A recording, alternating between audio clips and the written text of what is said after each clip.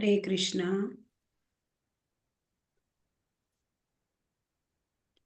ಹರೇ ಕೃಷ್ಣ. ಎಲ್ಲರಿಗೂ ಸ್ವಾಗತ.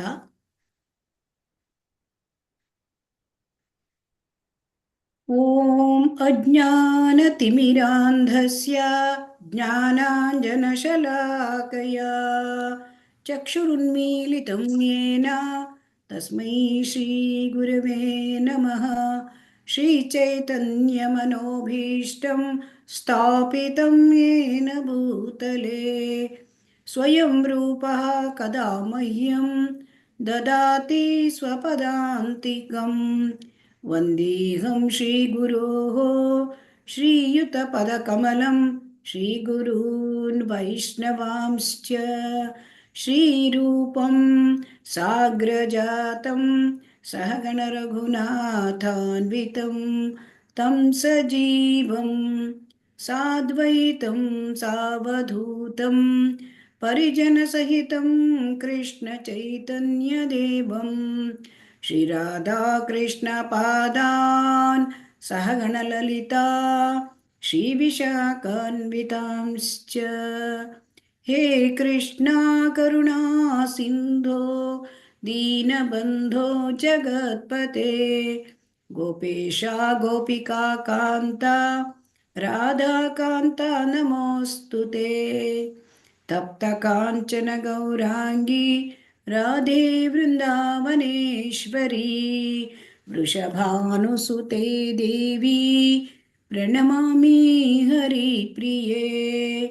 ವಾಂಛಾಕಲ್ಪತರುಭ್ಯಶ್ಚ ಕೃಪಾ ಸಿಂಧುಭ್ಯ ಏವ ಚ ಪತಿತಾನಾಂ ಪಾವನೇಭ್ಯೋ ವೈಷ್ಣವೇಭ್ಯೋ ನಮೋ ನಮಃ.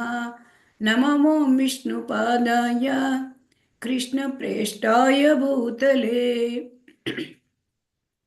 ಶ್ರೀಮತೆ ಭಕ್ತಿವೇದಾಂತ ಸ್ವಾಮಿನ್ನಿತಿ ನಾಮಿನೇ. ನಮಸ್ತೆ ಸಾರಸ್ವತೆ ದೇವೆ ಗೌರವಾಣಿ ಪ್ರಚಾರಿಣೆ ನಿರ್ವಿಶೇಷ ಶೂನ್ಯವಾದಿ ಪಾಶ್ಚಾತ್ಯ ದೇಶತಾರಿಣೆ. ಜಯ ಶ್ರೀ ಕೃಷ್ಣ ಚೈತನ್ಯ ಪ್ರಭು ನಿತ್ಯಾನಂದ ಶ್ರೀ ಅದ್ವೈತ ಗದಾಧರ ಶ್ರೀವಾಸಾದಿ ಗೌರಭಕ್ತವೃಂದ. ಹರೇ ಕೃಷ್ಣ ಕೃಷ್ಣ ಕೃಷ್ಣ ಹರೇ ಹರೇ ಹರೇ ರಾಮ ರಾಮ ರಾಮ ರಾಮ ಹರೇ ಹರೇ. ಹರೇ ಕೃಷ್ಣ ಕೃಷ್ಣ ಕೃಷ್ಣ ಹರೇ ಹರೇ ಹರೇ ರಾಮ ರಾಮ ರಾಮ ರಾಮ ಹರೇ ಹರೇ. ಹರೇ ಕೃಷ್ಣ ಕೃಷ್ಣ ಕೃಷ್ಣ ಹರೇ ಹರೇ ಹರೇ ರಾಮ ರಾಮ ರಾಮ ರಾಮ ಹರೇ ಹರೇ. ಹರೇ ಕೃಷ್ಣ ಕೃಷ್ಣ ಕೃಷ್ಣ ಹರೇ ಹರೇ ಹರೇ ರಾಮ ರಾಮ ರಾಮ ರಾಮ ಹರೇ ಹರೇ. श्री श्री राधा गोविंद की जय. श्री श्री गौरनिताय की जय. श्री श्री ಶ್ರೀಲ ಪ್ರಭುಪಾದ ಕಿ ಜೈ. ಹರೇ ಕೃಷ್ಣ. ಎಲ್ಲರಿಗೂ ಸ್ವಾಗತ. ಭಗವದ್ಗೀತೆ 18 ದಿನಗಳ ಅಧ್ಯಯನ. ಇಸ್ಕಾನ್ ಮಂಗಳೂರಿವರು ಆಯೋಜಿಸಿರುವ ಈ ಕಾರ್ಯಕ್ರಮಕ್ಕೆ ತಮ್ಮೆಲ್ಲರಿಗೂ ಕೂಡ ಸ್ವಾಗತ. ನಿನ್ನೆ ದಿವಸ ನಾವು ಏನು ನೋಡಿದ್ದೇವೆ 16ನೇ ಅಧ್ಯಾಯದಲ್ಲಿ? ಯಾರಾದರೂ ಹೇಳ್ತೀರಾ ಸಂಕ್ಷಿಪ್ತ ಒಂದೊಂದು ಪಾಯಿಂಟು? ಹರೇ ಕೃಷ್ಣ. ಹರೇ ಕೃಷ್ಣ.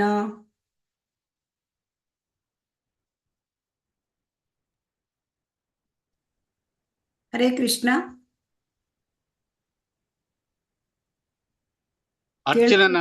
ಅರ್ಜುನನ ಪ್ರಶ್ನೆಗೆ ಪರಮಾತ್ಮ ಉತ್ತರವನ್ನ ಕೊಡ್ತಾನೆ. ಯಾರು ಜನಗಳು ಅಂದ್ರೆ ಅವರ ಸತ್ವಗುಣದವರೇ ಅಥವಾ ಅವ್ರ ರಜೋಗುಣದವರೇ ಅಥವಾ ಅವ್ರ ತಾಮಸ ಗುಣದಲ್ಲವರೇ ಅನ್ನೋದ್ರ ಬಗ್ಗೆ ಬಹಳವಾಗಿ ಚೆನ್ನಾಗಿ ಉತ್ತರವನ್ನ ಕೊಡ್ತಾ ಹೋಗ್ತಾನೆ. ಮತ್ತು 28 ದೈವಿ ಗುಣಗಳ ಬಗ್ಗೆ ನಾವು ತಿಳ್ಕೊಂಡ್ವು ನಿನ್ನೆ.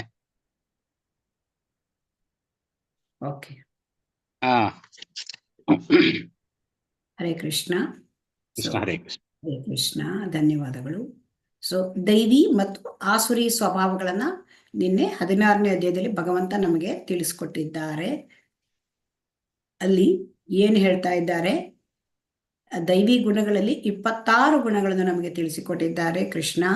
ಸೊ ಅಭಯ, ಸತ್ವ ಸಂಶುದ್ಧಿ, ಜ್ಞಾನ, ದಾನ, ಆತ್ಮ ಸಂಯಮ, ಯಜ್ಞ, ವೇದಾಧ್ಯಯನ, ತಪಸ್ಸು, ಸರಳತೆ, ಹೀಗೆ ಇಂದ ಅನೇಕ ಗುಣಗಳನ್ನು ನಾವು ನಿನ್ನೆ ನೋಡಿದ್ದೇವೆ. ಸೊ ಮುಖ್ಯವಾಗಿ ಯಾವ ಆಶ್ರಮದಲ್ಲಿ ಯಾವ ಗುಣ ಮುಖ್ಯವಾಗಿರುತ್ತೆ ಮತ್ತು ಯಾವ ಅಂದರೆ ವರ್ಣದಲ್ಲಿ ಯಾವ ಗುಣಗಳು ಪ್ರಾಮುಖ್ಯವಾಗಿ ಇರಬೇಕು ಅದನ್ನು ಕೂಡ ನಿನ್ನೆ ನೋಡಿದ್ದೇವೆ. ರಾಕ್ಷಸಿ ಗುಣಗಳು, ರಾಕ್ಷಸಿ ಸ್ವಭಾವದಲ್ಲಿ ಭಗವಂತ ಏನು ಹೇಳಿದ್ರು? ರಾಕ್ಷಸಿ ಗುಣಗಳು ಅಂದರೆ ಜಂಭ, ದರ್ಪ, ಅಭಿಮಾನ, ಕ್ರೋಧ, ಕ್ರೌರ್ಯ, ಅಜ್ಞಾನ. ಸೊ ಇಲ್ಲಿ ಮತ್ತೆ ಏನು ಹೇಳಿದ್ರು? ನಮಗೆ ದೈವಿ ಗುಣಗಳು ನಮ್ಮನ್ನ ಮುಕ್ತಿಗೆ ಕೊಂಡೊಯ್ಯುತ್ತವೆ, ಆಸುರಿ ಗುಣಗಳು ಬಂಧನಕ್ಕೆ ಕಾರಣ. ಆಸುರಿ ಗುಣಗಳಿದ್ರೆ ಈ ಲೋಕದಲ್ಲೇ ಇದ್ಬಿಡ್ಬೇಕಾಗತ್ತೆ. ಆಮೇಲೆ ದೈವಿ ಗುಣಗಳಿದ್ರೆ ಭಗವಂತನ ಲೋಕಕ್ಕೆ ಹೋಗ್ಲಿಕ್ಕೆ ನಮಗೆ ಸಾಧ್ಯತೆ ಉಂಟು. ಸೊ ಹಾಗಾಗಿ ಆಸುರಿ ಗುಣದಲ್ಲಿ ಯಾರು ಇರ್ತಾರೆ ಅವರಿಗೆ ಏನು ಮಾಡಬೇಕು ಏನು ಮಾಡಬಾರ್ದು ಇದು ಗೊತ್ತೇ ಆಗಲ್ಲ. ಅವರಲ್ಲಿ ಶುಚಿತ್ವ ಇಲ್ಲ, ಅವರಲ್ಲಿ ಸನ್ನಡತೆ ಇಲ್ಲ, ಅವರಲ್ಲಿ ಸತ್ಯ ಇಲ್ಲ, ಅವರು ದೇವರ ಅಸ್ತಿತ್ವವನ್ನ ಒಪ್ಕೊಳ್ಳೋದಿಲ್ಲ, ಅವರು ನಷ್ಟಾತ್ಮರು, ಉಗ್ರ ಕರ್ಮಗಳನ್ನು ಅವರು ಮಾಡ್ತಾರೆ, ಅಶುಚಿ ಕರ್ಮಗಳಿಗೆ ಬದ್ಧರಾಗಿರ್ತಾರೆ, ಮತ್ತೆ ಅವರು ಅನ್ಯಾಯದ ರೀತಿಯಲ್ಲಿ ಹಣವನ್ನ ಸಂಗ್ರಹ ಮಾಡ್ತಾರೆ. ಸೊ ಹಾಗಾಗಿ ಇವರು ಇಂತಹ ಆಸುರರನ್ನು ನಾನೇನ್ ಮಾಡ್ತೇನೆ ಅಂತ ಕೃಷ್ಣ ಹೇಳ್ತಾರೆ. ಅವರನ್ನು ಆಸುರಿ ಜೀವ ವರ್ಗದಲ್ಲಿ ಅಲ್ಲೇ ಇಟ್ಬಿಡ್ತೇನೆ ಅವರನ್ನ ಅಂತ ಹೇಳ್ತಾ ಇದ್ದಾರೆ. ಅಂದ್ರೆ ಆಸುರಿ ಯೋನಿಗಳನ್ನೇ ಅವರಲ್ಲಿ ಅಲ್ಲೇ ಮತ್ತೆ ಮತ್ತೆ ಹುಟ್ಟುತ್ತಾ ಇರ್ತಾರೆ. ಅವರು ಭಗವಂತನ ಬಳಿಗೆ ಹೋಗ್ಲಿಕ್ಕಾಗಲ್ಲ. ಸೊ ಇನ್ನು ಮತ್ತೆ ಹೇಳಿದ್ರು, ಕಾಮ, ಕ್ರೋಧ, ಲೋಭ ಇವು ನರಕದ 3 ಹೆದ್ದಾರಿಗಳು. ಸೊ ಅದರಿಂದ ಈ ನರಕಕ್ಕೆ ನಾವು ಹೋಗ್ಬಾರದು ಅಂದ್ರೆ ಈ 3 ಗುಣಗಳನ್ನ ನಾವು ಬಿಡಬೇಕು. ಆ 3 ಮಾರ್ಗಗಳು ಕಾಮ, ಕ್ರೋಧ ಮತ್ತೆ ಲೋಭ. ಮತ್ತೆ ಏನ್ ಹೇಳಿದ್ರು? ಶಾಸ್ತ್ರದ ವಿರುದ್ಧ ಯಾರಿಗೇನಾದ್ರೂ ಎಲ್ಲ ತಮಗೆ ಬೇಕಾದಾಗೆ ಮನಸ್ಸೋ ಇಚ್ಛೆ ಯಾರು ನಡ್ಸ್ಕೊಂಡು ಬರ್ತಾರೆ ಅವರಿಗೆ ಈ ಜನ್ಮದಲ್ಲೂ ಸುಖ ಇಲ್ಲ, ಮತ್ತೆ ಅವರಿಗೆ ಪರಮಗತಿನೂ ಸಿಕ್ಕೋದಿಲ್ಲ ಅಂತ ಹೇಳ್ತಾರೆ. ಸೊ ಹಾಗಾಗಿ ಉನ್ನತಿ ಅಥವಾ ಅವನತಿ ನಮ್ಗೆ ಬಿಟ್ಟಿದ್ದಾರೆ ಆಯ್ಕೆ ಮಾಡ್ಕೊಳ್ಳಿಕ್ಕೆ ಅಲ್ವಾ. ಕೃಷ್ಣ ಯಾವಾಗಲೂ ನಮ್ಮ ಸ್ವತಂತ್ರಕ್ಕೆ ಅಡ್ಡಿ ಬರೋಲ್ಲ, ಚಿಕ್ಕ ಸ್ವತಂತ್ರ ಕೊಟ್ಟಿದ್ದಾರೆ. ಅದನ್ನ ನಾವು ಏನ್ ಮಾಡ್ಬೇಕು? ನಾವು ಉನ್ನತಿಗೆ ಬಳಸ್ಕೊಳ್ಬೇಕು. ಸೊ ಉನ್ನತಿಗೆ ಬಳಸ್ಕೊಳ್ಳೋದು ಹೇಗೆ? ನಾವು ಶಾಸ್ತ್ರಕ್ಕೆ ಅನುಗುಣವಾಗಿ ನಿಯಮ ನಿಬಂಧನೆಗಳನ್ನ ನಾವು ಪಾಲಿಸ್ಬೇಕಾಗತ್ತೆ. ಸೊ ಹಾಗಾಗಿ ಶಾಸ್ತ್ರದ ಜ್ಞಾನವನ್ನು ಪಡ್ಕೊಳ್ಬೇಕು. ಸೊ ಶಾಸ್ತ್ರದ ಜ್ಞಾನವನ್ನು ನಾವು ಸದ್ಗುರುವಿನ ಮೂಲಕ ಪಡ್ಕೊಂಡು ನಾವು ಕೃಷ್ಣ ಪ್ರಜ್ಞೆಯಲ್ಲಿ ಭಕ್ತಿ ಸೇವೆ ಮಾಡಿದ್ರೆ ನಾವು ಉನ್ನತಿ ಹೊಂದಬಹುದು. ಆವಾಗ ಏನಾಗುತ್ತೆ? ನಮಗೆ ತನಿಂತಾನೆ ಸದ್ಗುಣಗಳು, ದೈವಿ ಗುಣಗಳು, ಯಾರು ಭಕ್ತಿ ಸೇವೆಯಲ್ಲಿ ಇರ್ತಾರೆ ಅವರಿಗೆ ದೈವಿ ಗುಣಗಳು ತಾನಾಗೆ ಬೆಳ್ಕೊಂಡ್ಬಿಡುತ್ತೆ. ಸೊ ಹೇಗೆ ತಾನಾಗೆ ಬೆಳ್ಕೊಂಡ್ಬಿಡುತ್ತೆ ಅಂದ್ರೆ, ಮಾಂಚಯೋ ಅವ್ಯಭಿಚಾರೇಣ ಭಕ್ತಿಯೋಗೇನ ಸೇವತೆ ಸಗುಣಾನ್ ಸಮತೀತ್ಯೈತಾನ್ ಬ್ರಹ್ಮ ಭೂಯಾಯ ಕಲ್ಪತೆ ಅಂತ ಹೇಳಿದ್ದಾರೆ. ಸೊ ಹಾಗಾಗಿ ಅಂದ್ರೆ ಯಾರು ಭಕ್ತಿ ಸೇವೆಯನ್ನು ಅವಿರತವಾಗಿ ಮಾಡ್ತಾರೆ ಅವರು 3 ಗುಣಗಳನ್ನು ಗೆಲ್ತಾರೆ, ಶುದ್ಧ ಸತ್ವ ಗುಣಕ್ಕೆ ಬರ್ತಾರೆ. ಆಗ ದೈವಿ ಗುಣಗಳು ತಾವಾಗೆ ಬರುತ್ತವೆ ಅಂತ ಹೇಳಿದರು.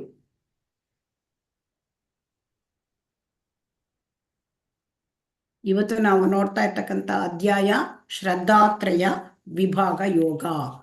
ಶ್ರದ್ಧಾತ್ರಯ ವಿಭಾಗ ಯೋಗ, ಇದರಲ್ಲಿ ಶ್ರದ್ಧೆ ತ್ರಯ, ಮೂರು ವಿಧದ ಶ್ರದ್ಧೆಗಳು. ಇದನ್ನ ಶ್ರದ್ಧೆಯ ಪ್ರಭೇದಗಳು ಎಂದು ಕೂಡ ಶ್ರೀಲ ಪ್ರಭುಪಾದರು ಕರೆದಿದ್ದಾರೆ. ಇದರಲ್ಲಿ 28 ಶ್ಲೋಕಗಳಿವೆ. ಅಧ್ಯಾಯ 17ರ ಸಾರಾಂಶವನ್ನು ನಾವು ನೋಡೋಣ. ಇಲ್ಲಿ ಅನಧಿಕೃತ ಆರಾಧನೆಯ ಬಗ್ಗೆ ಅರ್ಜುನನ ವಿಚಾರಣೆ. ಈಗ ಅರ್ಜುನನ ವಿಚಾರಣೆಯಿಂದಲೇ ಈ ಒಂದು ಅಧ್ಯಾಯ ಪ್ರಾರಂಭವಾಗತ್ತೆ. ಇದರಲ್ಲಿ ಅರ್ಜುನ ಏನ್ ಕೇಳ್ತಾರೆ? ನಮ್ಮ ಶಾಸ್ತ್ರದಲ್ಲಿ ಇಲ್ಲದೆ ಇರ್ತಕ್ಕಂಥ ವಿಚಾರವನ್ನ, ಶಾಸ್ತ್ರದಲ್ಲಿ ಇಲ್ಲ ಆದರೆ ಕೆಲವರು ಶ್ರದ್ಧೆಯಿಂದ ಅವರಿಗೆ ಯಾವುದೇ ವಿಚಾರ ಶಾಸ್ತ್ರದಲ್ಲಿ ಇಲ್ಲದೆ ವಿಚಾರವನ್ನ ಅವರು ಆಚರಿಸ್ತಾರೆ, ಆದರೆ ಶ್ರದ್ಧೆಯಿಂದ ಆಚರಿಸ್ತಾರೆ. ಹಾಗಾದ್ರೆ ಅವರು ಯಾವ ಗುಣದಲ್ಲಿ ಇದ್ದಾರೆ ಅಂತ ವಿಚಾರಣೆ ಮಾಡ್ತಾರೆ ಅರ್ಜುನ. ಸೊ ಇಲ್ಲಿ ಭಗವಂತ ಏನು ಹೇಳ್ತಾರೆ, 3 ವಿಧಾನಗಳು ಒಬ್ಬರ ನಂಬಿಕೆ ಮತ್ತು ಆರಾಧನೆಯನ್ನು ನಿರ್ಧರಿಸುತ್ತವೆ. 3 ಶ್ರದ್ಧೆಯಲ್ಲಿ ಕೂಡ 3 ವಿಧಾನಗಳನ್ನ ಇಲ್ಲಿ ಹೇಳ್ತಾ ಇದ್ದಾರೆ. ಸೊ ಹಾಗಾಗಿ ನಾವು ಏನು ಹೇಳ್ತಾ ಇದ್ದಾರೆ ಭಗವಂತ, ನಾವು ಶ್ರದ್ಧೆಯಿಂದ ಪಾಲಿಸಬಹುದು, ಆದರೆ ಅದು ಶಾಸ್ತ್ರದಲ್ಲಿ ಹೇಳಿದ ರೀತಿ ಇಲ್ಲದಿದ್ದರೆ ಅದಕ್ಕೆ ಯಾವ ಪ್ರಯೋಜನ ಬರೋದಿಲ್ಲ, ಯಾವ ಫಲ ಸಿಕ್ಕೋದಿಲ್ಲ ಅಂತ ಹೇಳ್ತಾ ಇದ್ದಾರೆ. ಸೊ ಹಾಗಾಗಿ ಅನಧಿಕೃತ ಆರಾಧನೆ ಮಾಡೋದು ಅದರಲ್ಲಿ ಕೂಡ 3 ಗುಣಗಳಲ್ಲಿ ಇರ್ತದೆ. ಸೊ ಇದು ಏನು ಹೇಳ್ತಾ ಇದ್ದಾರೆ ಭಗವಂತ ಇಲ್ಲಿ ನಮಗಿವತ್ತು, ನಾವು ತಿನ್ನುವ ಆಹಾರ, ನಾವು ಮಾಡುವ ಯಜ್ಞ, ನಾವು ಮಾಡುವ ತಪಸ್ಸು, ನಾವು ಮಾಡ್ತಕ್ಕಂಥ ದಾನ, ಇವುಗಳೆಲ್ಲವೂ ಕೂಡ 3 ಗುಣಗಳಲ್ಲಿ ಇರ್ತದೆ. ಸೊ ಯಾವುದೇ ನಾವು ಆ ಭೌತಿಕ ಪ್ರಕೃತಿಯ ಗುಣಗಳು, ಈ ಅಧ್ಯಾಯದಲ್ಲಿ ನಾವೇನು ಕಲ್ತಿದ್ದೀವಿ, 3 ಗುಣಗಳಲ್ಲಿ ನಾವು ಮಾಡಿದರೆ ನಾವು ಬಂಧನಕ್ಕೆ ಒಳಗಾಗುತ್ತೇವೆ ಅಲ್ವಾ. ಸೊ ಹಾಗಾಗಿ ಇಲ್ಲಿ ನಾವು ಮಾಡ್ತಕ್ಕಂಥ ಎಲ್ಲವೂ ಕೂಡ ಜ್ಞಾನ, ದಾನ, ತಪಸ್ಸು, ಯಜ್ಞ, ನಾವು ಸೇವಿಸುವ ಆಹಾರ, ಅದು ಎಲ್ಲವೂ ಕೂಡ 3 ಗುಣಗಳಿರುತ್ತೆ. ಸೊ ಹಾಗಾಗಿ ನಾವು 3 ಗುಣಗಳಿಂದ ಪಾರಾದರೆ ನಾವು ಭಗವಂತನ ಧಾಮಕ್ಕೆ ಹೋಗ್ಬೋದು. ಸೊ ಹಾಗಾಗಿ ಈ 3 ಗುಣಗಳಿಂದ ಪಾರಾಗಲಿಕ್ಕೆ ಹೇಗೆ ಸಾಧ್ಯ, ಈ ಅಧ್ಯಾಯದಲ್ಲಿ ಹೇಳ್ತಾ ಇದ್ದಾರೆ. ಅಂದ್ರೆ ಓಂ ತತ್ಸತ್, ಯಜ್ಞದಾನ ತಪಸ್ಸನ್ನು ಪರಮ ಪ್ರಭುವಿಗೆ ಅರ್ಪಿಸಬೇಕು. ಭಗವಂತ ಏನು ಹೇಳ್ತಾ ಇದ್ದಾರೆ, ನೀವು ಏನು ಯಜ್ಞ ಮಾಡ್ತೀರಿ, ನೀವು ಏನು ದಾನ ಮಾಡ್ತೀರಿ, ನೀವು ಏನು ತಪಸ್ಸು ಮಾಡ್ತೀರಿ, ಅದು ಎಲ್ಲವನ್ನು ಓಂ ತತ್ಸತ್ ಎಂಬ 3 ಪದಗಳನ್ನು ಹಾಕಿ ಅದನ್ನು ಭಗವಂತನ ಸಂತೋಷಕ್ಕಾಗಿ ನಾವು ಮಾಡ್ತಾ ಇದ್ದೇವೆ ಅಂತ ಕೃಷ್ಣನಿಗೆ ನಾವು ಅರ್ಪಿಸಬೇಕು. ಕೃಷ್ಣಾರ್ಪಣ ಮಸ್ತು. ಇದನ್ನೇ ಇಲ್ಲಿ ನಮಗೆ ಹೇಳ್ತಾ ಇದ್ದಾರೆ ಭಗವಂತ. ಈಗ ಶ್ಲೋಕ 1 ನೋಡೋಣ. ಅರ್ಜುನ ಉವಾಚ ಯೇ ಶಾಸ್ತ್ರ ವಿಧಿಂ ಉತ್ಸೃಜ್ಯ ಯಜಂತೆ ಶ್ರದ್ಧಯಾನ್ವಿತಾಃ ತೇಷಾಂ ನಿಷ್ಠಾ ತು ಕಾ ಕೃಷ್ಣ ಸತ್ವಂ ಆಹೋ ರಜಸ್ತಮಃ. ಅರ್ಜುನನು ಪ್ರಶ್ನಿಸಿದನು, ಕೃಷ್ಣ, ಧರ್ಮಶಾಸ್ತ್ರಗಳ ತತ್ವಗಳನ್ನು ಅನುಸರಿಸದೆ ತಮ್ಮ ಕಲ್ಪನೆಗೆ ಅನುಗುಣವಾಗಿ ಪೂಜೆ ಮಾಡುವವರ ಸ್ಥಿತಿ ಏನು? ಅವರು ಸತ್ವಗುಣದವರೇ, ರಜೋಗುಣದವರೇ, ತಾಮಸ ಗುಣದವರೇ? ಈಗ ಅರ್ಜುನನಿಗೆ ಪ್ರಶ್ನೆ ಬರ್ತಾ ಇದೆ. ಧರ್ಮಶಾಸ್ತ್ರ ಹೇಳಲಿಲ್ಲ ಅಂತ ವಿಚಾರವನ್ನ ತಮ್ಮ ಕಲ್ಪನೆಗಳು ಅನುಗುಣವಾಗಿ ಕೆಲವರು ಮಾಡ್ತಾರೆ. ಅವರು ಶ್ರದ್ಧೆಯಿಂದನೇ ಮಾಡ್ಕೋತಾರೆ. ಹಾಗಾದ್ರೆ ಅವ್ರ ಗತಿ ಏನು ಅಂತ ಇಲ್ಲಿ ಹೇಳ್ತಾ ಇದ್ದಾರೆ. ಅವ್ರು ಯಾವ ಗುಣಕ್ಕೆ ಸೇರಿದವರು ಅಂತ ಅರ್ಜುನನ ಪ್ರಶ್ನೆ. ಅರ್ಜುನ ಯಾವಾಗಲೂ ಸಂಶಯ ಇದ್ದಾಗ ನಾವು ಪ್ರಶ್ನೆಗಳನ್ನು ಕೇಳಿ ಉತ್ತರ ತಿಳ್ಕೊಳ್ಬೇಕು. ಇಲ್ಲಿ ಏನ್ ಹೇಳ್ತಾ ಇದ್ದಾರೆ ಭಗವಂತ ಅಂತ ನೋಡೋಣ. ಇಲ್ಲಿ ನಾವು ತಿಳ್ಕೊಳ್ಬೇಕಾಗಿದ್ದು ಅಂಧಶ್ರದ್ಧೆ ಇರಬಾರ್ದು. ಇಲ್ಲಿ ಶ್ರದ್ಧೆ ಅಂದ್ರೆ, ಶ್ರದ್ಧೆ ಹೇಳೋದು ನಮಗೆ ಮುಖ್ಯ ಅಲ್ವಾ. ಶ್ರದ್ಧೆ ಅಂದ್ರೆ ಏನು ಅಂತ ಹರೇ ಕೃಷ್ಣ ಯಾರಾದ್ರೂ ಹೇಳ್ತೀರಾ? ಶ್ರದ್ಧೆ ಏನು? ಹರೇ ಕೃಷ್ಣ. ಶ್ರದ್ಧೆ ಮತ್ತು ಭಕ್ತಿಯ ಹಂತಗಳು ಏನು? ಈಗ ಭಗವಂತನ ಹತ್ರ ಹೋಗ್ಬೇಕಾದ್ರೆ ಭಕ್ತಿಯ ಹಂತಗಳು ಏನು ಹೇಳ್ತೀರಾ ಯಾರಾದ್ರೂ? ಹರೇ ಕೃಷ್ಣ.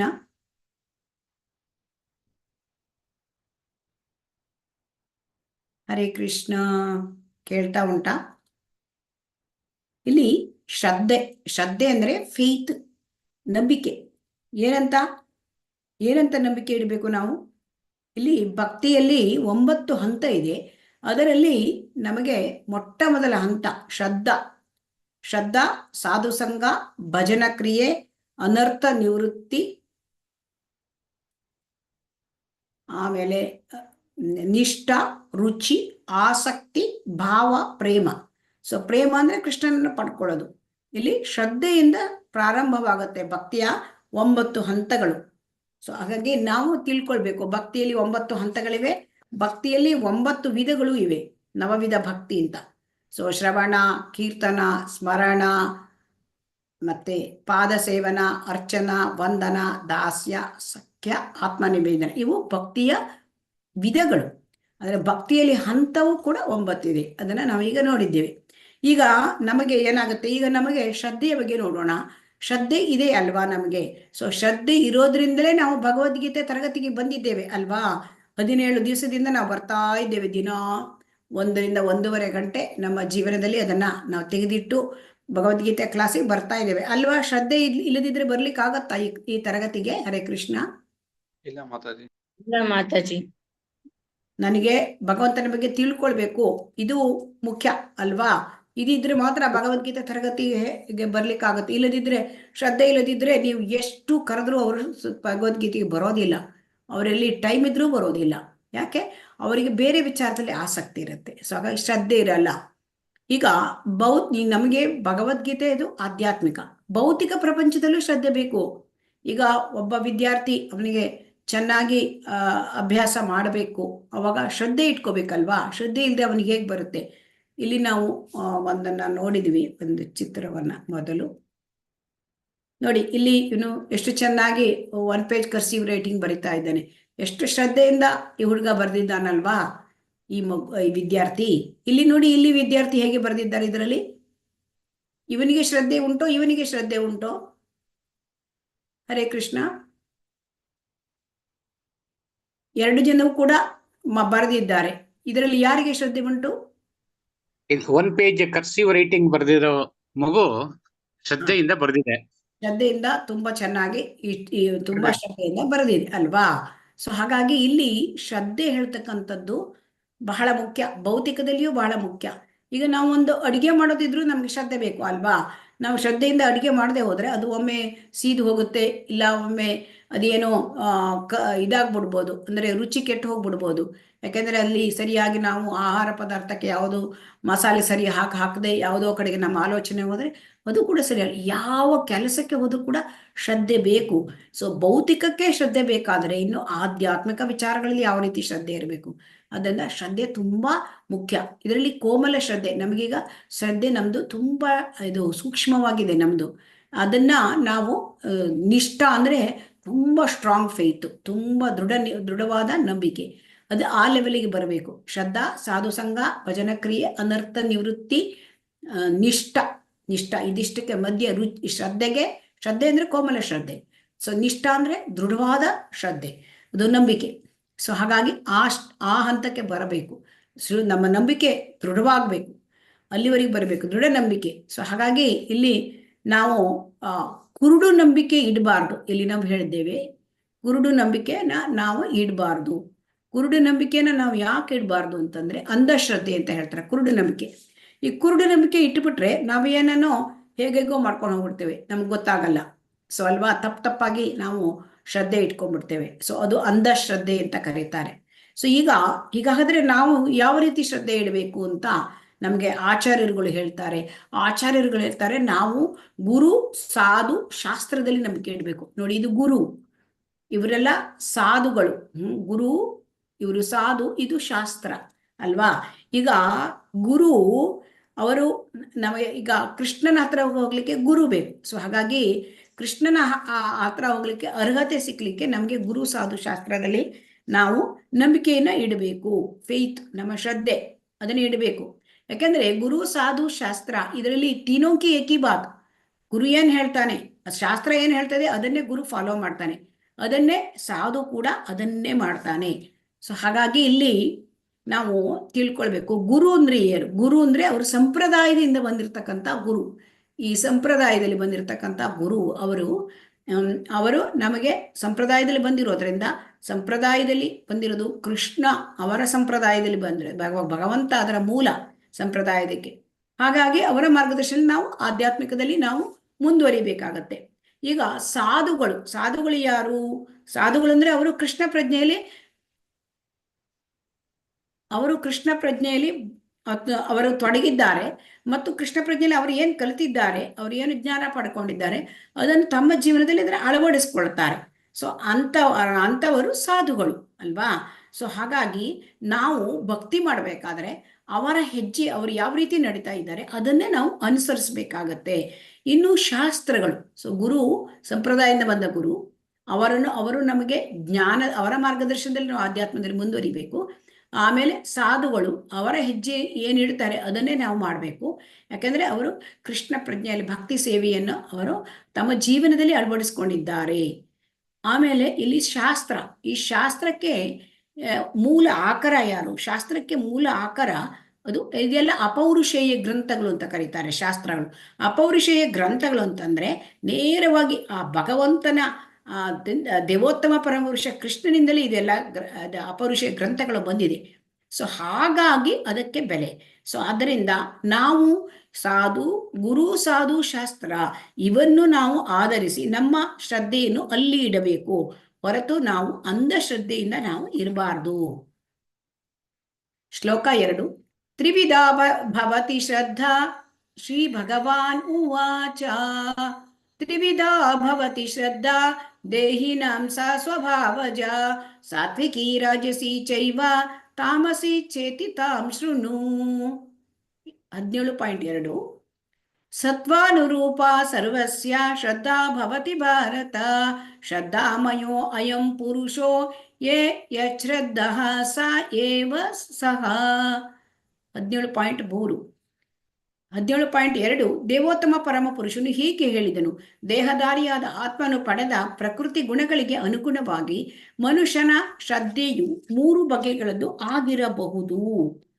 ಸೊ ಆಗಿರಬಹುದು: ಸಾತ್ವಿಕ, ರಾಜಸ, ತಾಮಸ. ಈಗ ಆ ಬಗ್ಗೆ ಕೇಳು.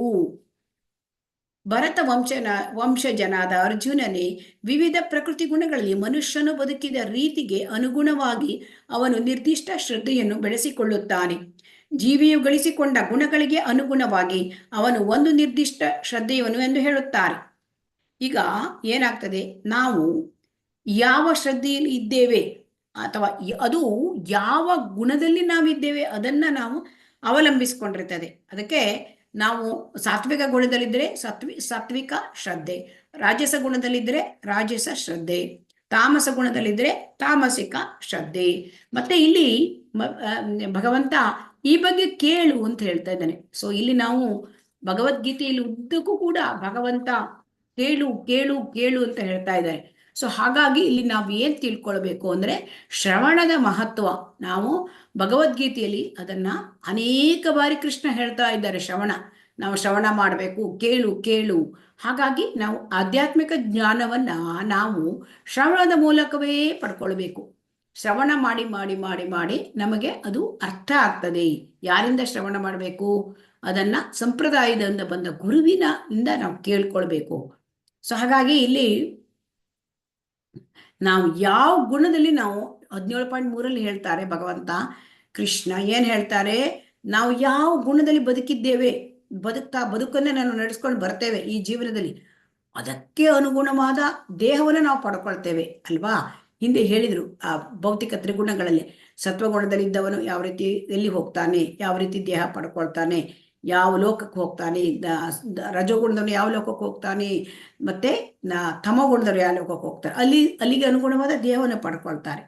ಅದೇ ರೀತಿ ನಾವು ಯಾವ ಗುಣದಲ್ಲಿ ನಾವು ನಮ್ಮ ಶ್ರದ್ಧೆ ಇಟ್ಕೊಂಡಿರ್ತೇವೆ ಅದೇ ನಮಗೆ ಶ್ರದ್ಧೆ ಬರ್ತದೆ ಅಂತ ಇಲ್ಲಿ ನಮಗೆ ಕೃಷ್ಣ ಹೇಳ್ತಾರೆ. ಸೊ ಹಾಗಾಗಿ ಈ ನವವಿಧ ಭಕ್ತಿ ಇದು ಪ್ರಾರಂಭವಾಗುವುದೇ ಆ ಶ್ರದ್ಧೆಯಿಂದ. ಹಾಗಾಗಿ ಇಲ್ಲಿ ನಮಗೆ ಇಲ್ಲಿ ಒಂದು ನೋಡಿ, ಇದನ್ನ ಆ ಶ್ರದ್ಧೆಯಿಂದ ಪ್ರಾರಂಭವಾಗತ್ತೆ ಈ ಭಕ್ತಿ. ಸೊ ಭಕ್ತಿ ಇಲ್ಲಿ ನೀವು ಕಾಣ್ತಾ ಇದ್ದೀರಿ ಅಲ್ವಾ, ಒಂದು ಬಳ್ಳಿಯನ್ನ ಕಾಣ್ತಾ ಇದ್ದೀರಿ ಇಲ್ಲಿ ಅಲ್ವಾ, ಕಾಣುತ್ತಾ ಇದು ಹರೇ ಕಾಣ್ತಾ ಇದೆ. ಇದು ಬಹಳ ಮುಖ್ಯ, ಇದನ್ನ ತುಂಬಾ ಚೆನ್ನಾಗಿ ಅರ್ಥ ಮಾಡ್ಕೊಳ್ಬೇಕು. ಇದು ಭಕ್ತಿ ಲತಾ ಬಳ್ಳಿ ಅಂತ ಹೇಳ್ತಾರೆ. ಇದಕ್ಕೆ ಭಕ್ತಿ ಲತಾ ಬಳ್ಳಿ. ಭಕ್ತಿ ಹೇಳ್ತಕ್ಕಂಥದ್ದು ಎಲ್ಲರಿಗೂ ಕೂಡ ಸಿಕ್ಕೋದಿಲ್ಲ. ಬ್ರಹ್ಮಾಂಡ ಭ್ರಮಿತೆ ಕೋನು ಭಾಗ್ಯವಾನ್ ಜೀವ ಗುರುಕೃಷ್ಣ ಕೃಪಾಪಾಹೆ ಭಕ್ತಿ ಲತಾ ಬೀಜ. ಅಂದ್ರೆ ಈ ಬ್ರಹ್ಮಾಂಡದಲ್ಲಿ ಎಷ್ಟೋ ಲೋಕಗಳಿವೆ. ಆ ಲೋಕದಲ್ಲಿ ಮೇಲೆ ಕೆಳಗೆ ನಾವು ಹೋಗ್ತಾ ಇರ್ತೇವೆ ಜೀವಾತ್ಮರು ಅಲ್ವಾ. ಮೇಲೆ ಒಳ್ಳೆ ಕೆಲಸ ಮಾಡಿದ್ರೆ ಪುಣ್ಯ ಸಂಪಾದನೆ, ಐಹಿಕ ಪುಣ್ಯ ಮಾಡಿದ್ರೆ ಸ್ವರ್ಗಲೋಕಕ್ಕೆ ಹೋಗ್ತೇವೆ. ಇಲ್ಲ ರಜೋಗುಣದಲ್ಲಿದ್ರೆ ಇಲ್ಲೇ ಭೂಮಿ ಮೇಲೆ. ಆಮೇಲೆ ಇನ್ನು ತಮೋ ಗುಣದಲ್ಲಿ ಕೆಲಸ ಮಾಡಿ ಪಾಪ ಕಾರ್ಯಗಳನ್ನು ಮಾಡಿದ್ರೆ ನರಕ ಲೋಕಕ್ಕೆ ಅಲ್ವಾ. ಈ ರೀತಿ ಜೀವಿಗಳು ಹೋರಾಡ್ತಾ ಇರ್ತವೆ ಅಲ್ಲಿ ಮೇಲೆ ಕೆಳಗೆ. ಅದರಲ್ಲಿ ಯಾರೋ ಒಬ್ಬನಿಗೆ ಪುಣ್ಯದಿಂದ, ಅದು ಯಾರ ಪುಣ್ಯ? ಅದು ಗುರುಕೃಷ್ಣನ ಅನುಗ್ರಹದಿಂದ ಭಕ್ತಿಲತಾ ಬೀಜ ಸಿಕ್ಕುತ್ತೆ. ಸೊ ಈ ಬೀಜ ನಮ್ಗೆ ಈಗ ಭಕ್ತಿಲತಾ ಬೀಜ ನಮ್ಗೆ ಒಂದು ಏನೋ ನಮ್ಮ ಒಂದು ಅದೃಷ್ಟ, ನಮಗೆ ಇದು ಸಿಕ್ಕಿದೆ ಈಗ ಆಲ್ರೆಡಿ ಭಕ್ತಿಲತಾ ಬೀಜ. ಸೊ ಆ ಬೀಜ ಸಿಕ್ಕಿದೆ, ಅದಕ್ಕೆ ನಾವು ಭಗವದ್ಗೀತೆ ತರಗತಿಗೆ ಬಂದಿದ್ದೇವೆ. ಈಗ ನಮ್ಮ ಹೃದಯದಲ್ಲಿ ಆ ಬೀಜ ಮೊಳಕೆ ಹೊಡ್ಕೊಂಡ್ಬಿಟ್ಟಿದೆ ಅಲ್ವಾ? ಮೊಳಕೆ ಹೊಡೆದಿದ್ರಿಂದ ನಾವು ದಿನ ಕ್ಲಾಸಿಗೆ ಬಂದು ಕೇಳ್ತಾ ಇರ್ತೇವೆ, ಭಗವಂತನ ಬಗ್ಗೆ ಏನ್ ಹೇಳ್ತಾನೆ, ನಮ್ಗೆ ಏನು ಉಪದೇಶ ಕೊಡ್ತಾರೆ ಎಲ್ಲ ಕೇಳ್ತಾ ಇದ್ದೇವೆ. ಸೊ ಹಾಗಾಗಿ ಈ ಬೀಜ ಮೊಳಕೆ ಹೊಡೆದಾಗ, ಒಂದು ಶಶಿ ಮೊಳಕೆ ಹೊಡೆದಾಗ ಆ ಮೊಳಕೆ, ಅದಕ್ಕೆ ನಾವು ತುಂಬಾ ಜಾಗ್ರತೆಯಿಂದ ನೋಡ್ಕೊಳ್ಬೇಕಲ್ವಾ? ಆ ಮೊಳಕೆ ಹೊಡೆದ ಶಶಿಗೆ ಒಂದು ಸಣ್ಣ ಬೀಜ ಮೊಳಕೆ ಹೊಡೆದಿದೆ, ಅದರ ರಕ್ಷಣೆ ಮಾಡ್ಬೇಕಲ್ವಾ, ಪೋಷಣೆ ಮಾಡ್ಬೇಕು. ಹಾಗೆ ಈ ಭಕ್ತಿಲತೆಯನ್ನ ನಾವು ಪೋಷಣೆ ಮಾಡಬೇಕು. ಈ ಭಕ್ತಿಲತೆ ಅಂತ ಹೇಳ್ತಕ್ಕಂಥದ್ದು, ಅದನ್ನ ನಾವು ಹೇಗೆ ಪೋಷಣೆ ಮಾಡ್ಬೇಕು ಅಂದ್ರೆ ನವವಿಧ ಭಕ್ತಿನ ಈಗ ನಾವು ಈಗ ಹೇಳಿದ್ದೇವೆ ಅಲ್ವಾ? ಶ್ರವಣ, ಕೀರ್ತನ, ಸ್ಮರಣ, ಪಾದ ಸೇವನ, ಅರ್ಚನ, ವಂದನ, ದಾಸ್ಯ, ಸಖ್ಯ, ಆತ್ಮನ, ಇವೆ ನವವಿಧ ಅದರಲ್ಲಿ ಬಹು ಮುಖ್ಯವಾಗಿದ್ದು ನಾವು ಹೇಳ್ತಕ್ಕಂಥದ್ದು ಸಂಕೀರ್ತನ, ಹರಿನಾಮ ಸಂಕೀರ್ತನ, ಜಪ. ಸೊ ಇದು ಮಾಡ್ಬೇಕು. ಯಾಕೆಂದ್ರೆ ಇದು ಈ ಒಂದು ಭಕ್ತಿಲತಾ ಬಳ್ಳಿ, ಅದು ಬಳ್ಳಿ ಅಂದ್ರೆ ಅದಕ್ಕೆ ಕಾಂಡ ತುಂಬಾ ಸೂಕ್ಷ್ಮ ಇರುತ್ತೆ. ಅದು ಈಗ ಮಾವಿನ ಮರ ಆಗ್ಲಿ, ಬೇವಿನ ಮರ ಆಗ್ಲಿ, ಅಥವಾ ದೊಡ್ಡ ದೊಡ್ಡ ಮರಗಳು, ಅವಕ್ಕೆ ಕಾಂಡ ತುಂಬಾ ಗಟ್ಟಿ ಇರುತ್ತೆ. ಸೊ ಅವು ಬಳುಕುದಿಲ್ಲ. ಇದು ಭಕ್ತಿಲತಾ ಬಳ್ಳಿ ಬಳಕ್ತದೆ. ಅದನ್ನ ನಾವು ಜೋಪಾನವಾಗಿ ಮಾಡಬೇಕು. ಸೊ ಜೋಪಾನವಾಗಿ ಹೇಗ್ ಮಾಡೋದು ಅಂತಂದ್ರೆ, ನಾವು ಅದನ್ನ ಸಂರಕ್ಷಿಸಬೇಕು. ಹೇಗೆ ಸಂರಕ್ಷಿಸಬೇಕು, ಪೋಷಣೆ ಮಾಡಬೇಕು ಅಂದ್ರೆ, ಅದಕ್ಕೆ ನಾವು ಅನವರತ ಅಂದ್ರೆ ಅಹೈತುಕಿ ಅಪ್ರತಿಹತ ಅಂತ ಹೇಳ್ತಾರೆ. ಅಪ್ರತಿಹತ ಅಂದ್ರೆ 24 ಗಂಟೆ ನಾವು ಆ ಭಗವಂತನ ಆ ನಾಮ, ಹರಿನಾಮವನ್ನ ನಾವು ಜಪ ಮಾಡ್ಬೇಕು, ಸಂಕೀರ್ತನೆ ಮಾಡ್ಬೇಕು. ಸೊ ಹಾಗಾಗಿ ಈ ಭಕ್ತಿಲತಾ ಬಳ್ಳಿ, ಇದಕ್ಕೆ ಕಳೆಗಳು ಬರುತ್ತವೆ, ಅನರ್ಥಗಳು. ಅದನ್ನ ಕೂಡ ನಾವು ಕಿತ್ತು ಹಾಕಬೇಕು, ಕಳೆಗಳನ್ನ. ಈ ರೀತಿ ನಾವು ಪೋಷಣೆ ಮಾಡ್ತಾ ಬಂದಾಗ, ನವವಿಧ ಭಕ್ತಿಯಿಂದ ಪೋಷಣೆ ಮಾಡ್ತಾ ಬಂದಾಗ ಈ ಬಳ್ಳಿ ಮೇಲೆ ಮೇಲೆ ಮೇಲೆ ಮೇಲೆ ಹೋಗ್ತಾ ಹೋಗುತ್ತೆ. ಅಂದ್ರೆ ಇಲ್ಲಿ ಎಲ್ಲ ಲೋಕಗಳನ್ನು ದಾಟಿ ಐಹಿಕದ ಆ ಲೋಕದ ಆ ಒಂದು ಪೊರೆ, ಅಲ್ಲಿ 7 ಪದರಗಳು ಬರುತ್ತೆ. ಸೊ ಐಹಿಕ ಲೋಕದ ಎಲ್ಲ ಬ್ರಹ್ಮಾಂಡ ಮೊಟ್ಟೆ ತರ ಇರ್ತದಲ್ಲ ಬ್ರಹ್ಮಾಂಡ, ಅದರ ಮೇಲೆ ಪೊರೆ ಇರ್ತದೆ. ಆ ಪೊರೆ ದಾಟ್ಕೊಂಡು ಅದು ಏನ್ ಮಾಡುತ್ತೆ, ವೈಕುಂಠ ಲೋಕಕ್ಕೆ ಹೋಗುತ್ತೆ ಆ ಭಕ್ತಿ ಬಳ್ಳಿ. ವೈಕುಂಠ ಲೋಕದಲ್ಲಿ ಬ್ರಹ್ಮಜ್ಯೋತಿ ಕಿರಣನ ದಾಟ್ಕೊಂಡು ವೈಕುಂಠ ಲೋಕಕ್ಕೆ ಹೋಗುತ್ತೆ. ಆ ವೈಕುಂಠ ಲೋಕದಲ್ಲಿ ಅತಿ ಎತ್ತರವಾದ ಗೋಲೋಕ ವೃಂದಾವನಕ್ಕೆ ಹೋಗಿ ಭಗವಂತನ ಪಾದದಲ್ಲಿ ಅದು ಆಶ್ರಯವನ್ನು ತೆಗೆದುಕೊಳ್ತದೆ.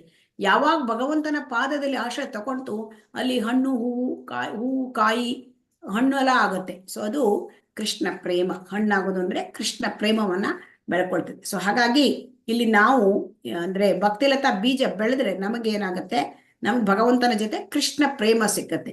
ಸೊ ಕೃಷ್ಣ ಪ್ರೇಮ ಸಿಕ್ಕಾಗ ಭಗವಂತನ ಜೊತೆ ನಾವು ಏನ್ ಮಾಡ್ಬೋದು, ಆ ಕೃಷ್ಣ ಪ್ರೇಮದಲ್ಲಿ ನಾವು ರಸವನ್ನು ಸವಿಯಬಹುದು, ಆಧ್ಯಾತ್ಮಿಕ ಆನಂದ. ಸೊ ಅದಂದ್ರೆ ಶಾಂತರಸ, ದಾಸ್ಯರಸ, ಸಖ್ಯರಸ, ವಾತ್ಸಲ್ಯ ರಸ, ಮಾಧುರ್ಯ. ಶಾಂತರಸ ಅಂದ್ರೆ ಅಲ್ಲಿ ಇರ್ತಕ್ಕಂತ ಹಸು, ಕೊಳಲು,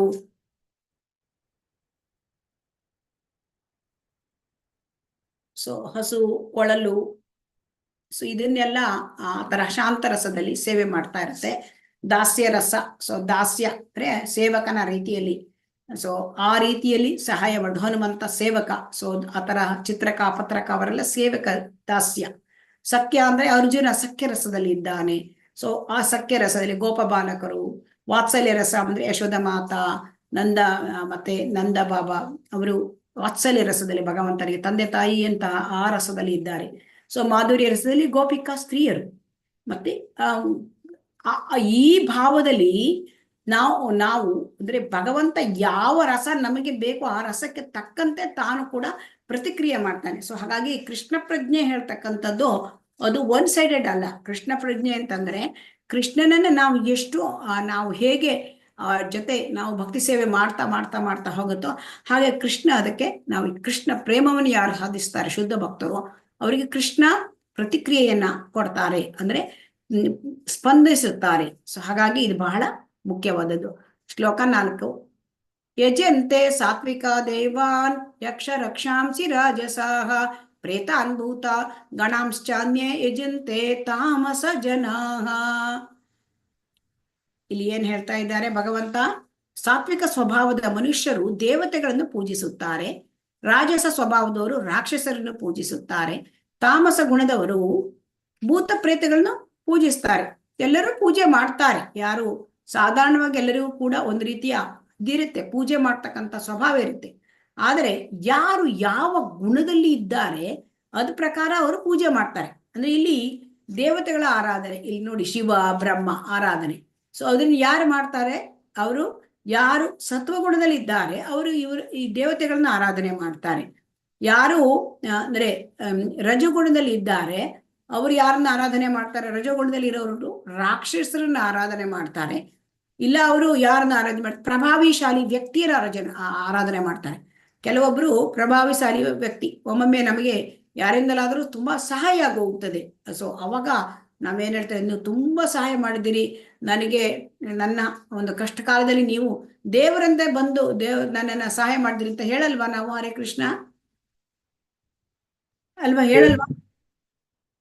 ಸೊ ಇದು ಏನಾಗತ್ತೆ, ಅಂತವರಿಗೆ ನಾವು ಗೌರವ ಪೂಜೆ ಇದನ್ನ ಮಾಡ್ಬಿಡ್ತೇವೆ. ಸೊ ಹಂಗೆ ರಾಜಕೀಯ ವ್ಯಕ್ತಿಗಳಿಗೆ ಕೆಲವರು ತುಂಬಾ ಅವರಿಗೆ ಕೂಡ ನಡ್ಕೋತಾರೆ. ಸೊ ಇಲ್ಲಿ ಇದೆಲ್ಲ ರಾಜಸ ಗುಣ. ಇಲ್ಲಿ ಒಮ್ಮೆ ಏನಾಯ್ತಂತೆ ಅಂದ್ರೆ, ಪ್ರಭುಪಾದರು ಹೇಳ್ತಾರೆ ಭಾವಾರ್ಥದಲ್ಲಿ, 2ನೇ ಮಹಾಯುದ್ಧ ಕಾಲದಲ್ಲಿ ಕಲ್ಕತ್ತಾದಲ್ಲಿ ಒಬ್ಬನು ಹಿಟ್ಲರ್ನನ್ನು ಆರಾಧನೆ ಮಾಡಿದ್ನಂತೆ. ಹಿಟ್ಲರ್ನ ಯಾಕೆ ಪೂಜೆ ಮಾಡ್ದ? ಯಾಕೆಂದ್ರೆ ಅವನು ಹಿಟ್ಲರ್ನ ಸಲುವಾಗಿ ಯುದ್ಧ ನಡೀತಲ್ವಾ. ಸೊ ಹಾಗಾಗಿ ಆ ಯುದ್ಧದಲ್ಲಿ ಆ ಮನುಷ್ಯ ಯಾರು ಪೂಜೆ ಮಾಡ್ತಾ ಇದ್ನೋ, ಕಲ್ಕತ್ತಾದ ಮನುಷ್ಯ, ಕಾಳಸಂತೆಯಲ್ಲಿ ವ್ಯವಹಾರ ಮಾಡಿ ತುಂಬಾ ಹಣ ಸಂಪಾದನೆ ಮಾಡ್ಕೊಂಡಂತೆ, ಐಶ್ವರ್ಯವನ್ನು ಪಡೆದ. ಅದಕ್ಕಾಗಿ ಅವನು ಹಿಟ್ಲರ್ ಕಾಲದಲ್ಲಿ ನಂಗೆ ಇಷ್ಟೆಲ್ಲ ಬಂತು ಅಂತ ಅವನು ಹಿಟ್ಲರ್ ಇದು ಅದು ರಾಜಸ ಗುಣದ ಆರಾಧನೆ. ಇನ್ನು ತಮೋ ಗುಣದವರು, ತಾಮಸ ಗುಣದವರು ಏನ್ ಮಾಡ್ತಾರೆ? ಭೂತ ಪ್ರೇತಗಳನ್ನ ಆರಾಧನೆ ಮಾಡ್ತಾರೆ. ನೋಡಿ, ಭೂತ ಪ್ರೇತಗಳನ್ನ ಯಾವ ರೀತಿ ಆರಾಧನೆ ಮಾಡ್ತಾರೆ ಅವರು? ಇಲ್ಲಿ ನೋಡಿ, ಭೂತ ಆರಾಧನೆ ಅಲ್ವಾ, ನೀವು ನೋಡ್ತಾ ಇದ್ದೀರಿ, ಭೂತ ಆರಾಧನೆ. ಆಮೇಲೆ ಕೆಲವರು ಏನ್ ಮಾಡ್ತಾರೆ? ಮರದಲ್ಲಿ ಪ್ರೇತ ವಾಸಿಸ್ತದೆ, ಸೊ ಅದು ತಿಳಿದು ಆ ಮರವನ್ನ ಅವರು ಪೂಜೆ ಮಾಡ್ತಾರೆ ಅಲ್ವಾ? ಹರೇ ಕೃಷ್ಣ. ಹೌದು, ಮರಗಳು ಇವುಗಳನ್ನು ಪೂಜೆ ಮಾಡ್ತಾರೆ. ಸೊ ಅದು ಪೂಜೆ ಮಾಡ್ತಾರೆ. ಸೊ ಹಾಗಾಗಿ ಇವೆಲ್ಲ ದೇವರ ಪೂಜೆ ಅಲ್ಲ, ಇದೆಲ್ಲ ದೇವರ ಪೂಜೆ ಅಲ್ಲ, ಆಯ್ತಾ? ಸೊ ಈ ರೀತಿ ಮಾಡ್ತಾರೆ. ಸೊ ಹಾಗಾಗಿ ಇಲ್ಲಿ ಒಬ್ರು, ಇಲ್ಲಿ ನೋಡಿ, ಇಲ್ಲಿ ಕಾಳಿಕಾದೇವಿನ ಒಬ್ಬ ಭಕ್ತ, ಅಂದ್ರೆ ಅವಳ ಪೂಜೆ ಮಾಡ್ತಾ ಇದ್ರಂತೆ ಒಬ್ಬರು, ದೇವತೆ ಅಲ್ವಾ ಅವರು. ಸೊ ಪೂಜೆ ಮಾಡ್ತಾ ಇದ್ರು. ತುಂಬಾ ಪೂಜೆ ಮಾಡಿದ್ಮೇಲೆ ಕಾಳಿಕಾ ಮಾತಾ ಅವರಿಗೆ ಹೇಳ್ತಾಳೆ, ಸಿಗ್ತಾಳೆ ಪ್ರತ್ಯಕ್ಷ ಆಗಿ. ಅದಕ್ಕೆ ಅವ್ರು ಹೇಳ್ತಾನೆ, ತಾಯಿ ನಿನ್ನ ಆರಾಧನೆ ಮಾಡಿದ್ದೇನೆ, ಏನು ವರ ಬೇಕು ಮಗು ಅಂತ ಕೇಳ್ತಾಳೆ ಅವಳು. ಅದಕ್ಕೆ ಅವ್ರು ಹೇಳ್ತಾರೆ, ನನ್ಗೆ ಮುಕ್ತಿ ಕೊಡು ತಾಯಿ. ಅರೆ, ನಾನು ಮುಕ್ತಿ ಕೊಡೋಳು ನಾನಲ್ಲ, ಮುಕ್ತಿದಾತ ಮುಕುಂದ ಅಂತ ಹೇಳ್ತಾಳೆ. ಮತ್ತೆ ಇಷ್ಟು ದಿವಸ ನಿನ್ನನ್ನು ನಾನು ಪೂಜೆ ಮಾಡಿದ್ದೆ ಅಲ್ಲ, ಆದ್ರೆ ಏನ್ ಮಾಡ್ಲಿ? ಅದಕ್ಕೆ ಅವಳು ಹೇಳ್ತಾಳೆ, ಮುಂದಿನ ಜನ್ಮದಲ್ಲಿ ನಿನ್ಗೆ ಭಕ್ತನಾಗಿ ನೀನು ಹುಟ್ಟಬೇಕು ಅಂತ ವರ ಕೊಡ್ತಾನೆ ಅಂತ ಹೇಳ್ತಾಳೆ. ಸೊ ಹಾಗಾಗಿ ಇಲ್ಲಿ ದೇವತೆಗಳನ್ನ ಆರಾಧನೆ ಮಾಡಿದ್ರೆ ಮುಕ್ತಿ ನಮಗೆ ಸಿಕ್ಕೋದಿಲ್ಲ. ಸೊ ಹಾಗಾದ್ರೆ ಇಲ್ಲಿ ಶುದ್ಧ ಸತ್ವದಲ್ಲಿರೋರು ಯಾರನ್ನ ಆರಾಧನೆ ಮಾಡ್ತಾರೆ? ಶುದ್ಧ ಸತ್ವದಲ್ಲಿ ಇರ್ತಕ್ಕಂಥವ್ರು ಯಾರನ್ನ ಆರಾಧನೆ ಮಾಡ್ತಾರೆ?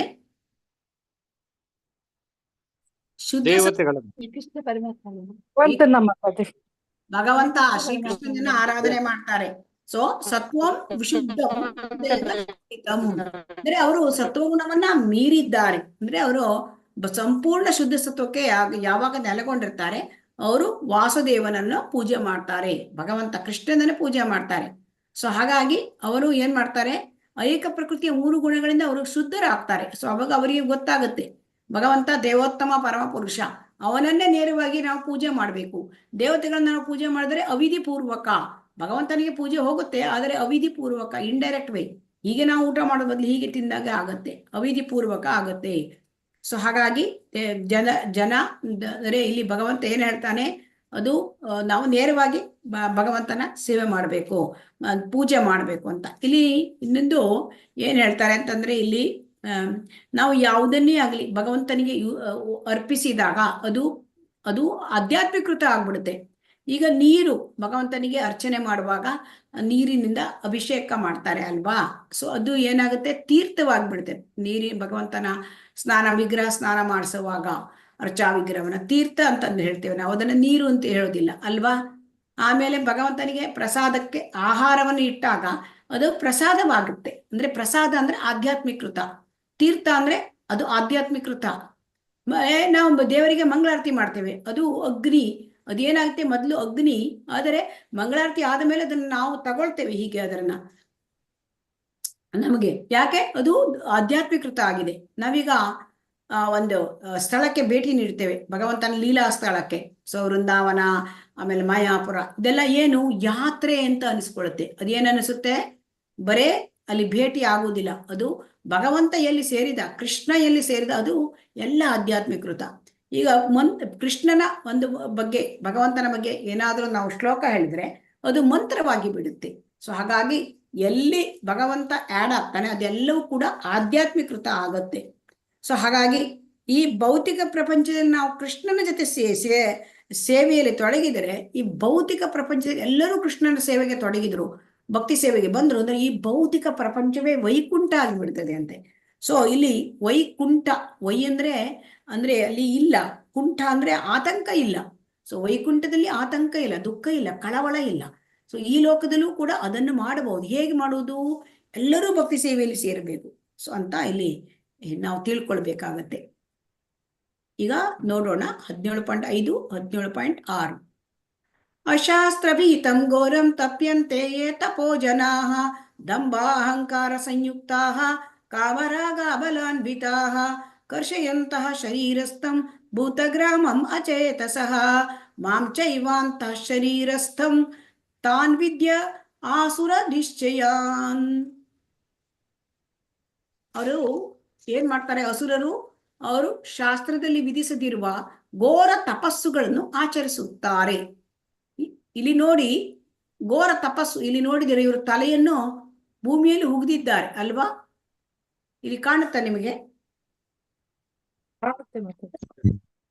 ಸೊ ಇವರು ಧರ್ಮ ಗ್ರಂಥಗಳಲ್ಲಿ ಈ ತರ ಹೇಳಿದೀಯಾ? ಧರ್ಮ ಗ್ರಂಥಗಳಲ್ಲಿ ಇದನ್ನ ಹೇಳಲಿಲ್ಲ. ಸೊ ಆದರೆ ಧರ್ಮ ಗ್ರಂಥಗಳು ಹೇಳದೆ ಹೋಗಿದ್ದನ್ನ ಅವರು ಮಾಡ್ತಾರೆ. ಆಮೇಲೆ ಯಾಕೆ ಮಾಡ್ತಾರೆ ಅಂತ ಕೇಳ್ತಾರೆ. ಅವರು ಜಂಬ ಮತ್ತು ಅಹಂಕಾರಗಳಿಂದ ಮಾಡ್ತಾರೆ. ಅವರಿಗೆ ಜಂಬ ಇರ್ತದೆ, ಅವರಿಗೆ ಅಹಂಕಾರ ಇರ್ತದೆ. ಸೊ ಇದಕ್ಕೆ, ಈ ಜಂಬ ಅಹಂಕಾರಕ್ಕೆ ಕಾರಣ ಏನು? ಕಾಮ ಮೋಹಗಳೇ ಅವರಿಗೆ ಪ್ರೇರಣೆ. ಕಾಮ ಅಂದ್ರೆ ಬೈಕೆ, ಏನಾದ್ರೂ ಬೈಕೆ ತೀರಿಸ್ಕೊಳ್ಳೋಕ್ಕಾಗಿ ಈ ತರ ಎಲ್ಲ ಮಾಡ್ಕೊಂಡ್ಬಿಡ್ತಾರೆ. ಮತ್ತೆ ಆ ರೀತಿಯಿಂದ ಅವರು ಇಲ್ಲಿ ಬರ್ತಾರೆ. ಸೊ ಹಾಗಾಗಿ ಇಲ್ಲಿ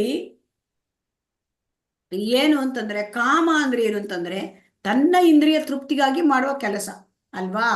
ಪ್ರೇಮ ಅಂದ್ರೆ ಏನು? ಕೃಷ್ಣೇಂದ್ರಿಯ ತೃಪ್ತಿಗಾಗಿ ಮಾಡೋದು, ಭಗವಂತನ ಇಂದ್ರಿಯ ತೃಪ್ತಿ ಮಾಡೋದು ಪ್ರೇಮ. ಸೊ ಹಾಗಾಗಿ ಕಾಮ ಮತ್ತು ಪ್ರೇಮ, ಇಲ್ಲಿ ಇವರಿಗಿರ್ತಕ್ಕಂಥದ್ದು ಕಾಮ, ತಮ್ಮ ಇಂದ್ರಿಯ ತೃಪ್ತಿಯ ಬಯಕೆ ಅಲ್ವಾ. ಸೊ ಹಾಗಾಗಿ ಅವರು ಆ ತರ ಮಾಡ್ತಾರೆ, ಅವರ ಇಂದ್ರಿಯ ತೃಪ್ತಿಗೋಸ್ಕರ ಅವರು ಅದನ್ನೆಲ್ಲ ಈ ರೀತಿಯಾದ ಒಂದು ಆಚರಣೆಗಳನ್ನ ಮಾಡ್ತಾರೆ. ಆದರೆ ಇದನ್ನ ಶಾಸ್ತ್ರದಲ್ಲಿ ಎಲ್ಲೂ ಹೇಳಿಲ್ಲ, ಈ ರೀತಿ ಮಾಡಿ ಅಂತ ಹೇಳಿದಾರ? ಇಲ್ಲ. ಇಲ್ಲಿ ನೋಡಿ, ಇವರು ಹಿರಣ್ಯಕಶಿಪು ಯಾವ ರೀತಿ ಘೋರವಾದ ತಪಸ್ಸನ್ನು ಮಾಡ್ತಾರೆ, ಸಾವಿರಾರು ವರ್ಷಗಳ ಕಾಲ ತಪಸ್ಸು ಮಾಡ್ತಾರೆ. ಅವಾಗ ಅವ್ರ ಮೈ ಮೇಲೆ ಹುತ್ತ ಬೆಳೀತದೆ, ಹುತ್ತ ಬೆಳೆದು ಅವರಿಗೆ ಇದು ಏನ್ ಹೇಳ್ತಾರೆ ಅದಕ್ಕೆ, ಬಿಳಿದು ಎರೆಹುಳು ಅಲ್ಲ, ಅದು ಗೆದ್ದಲು.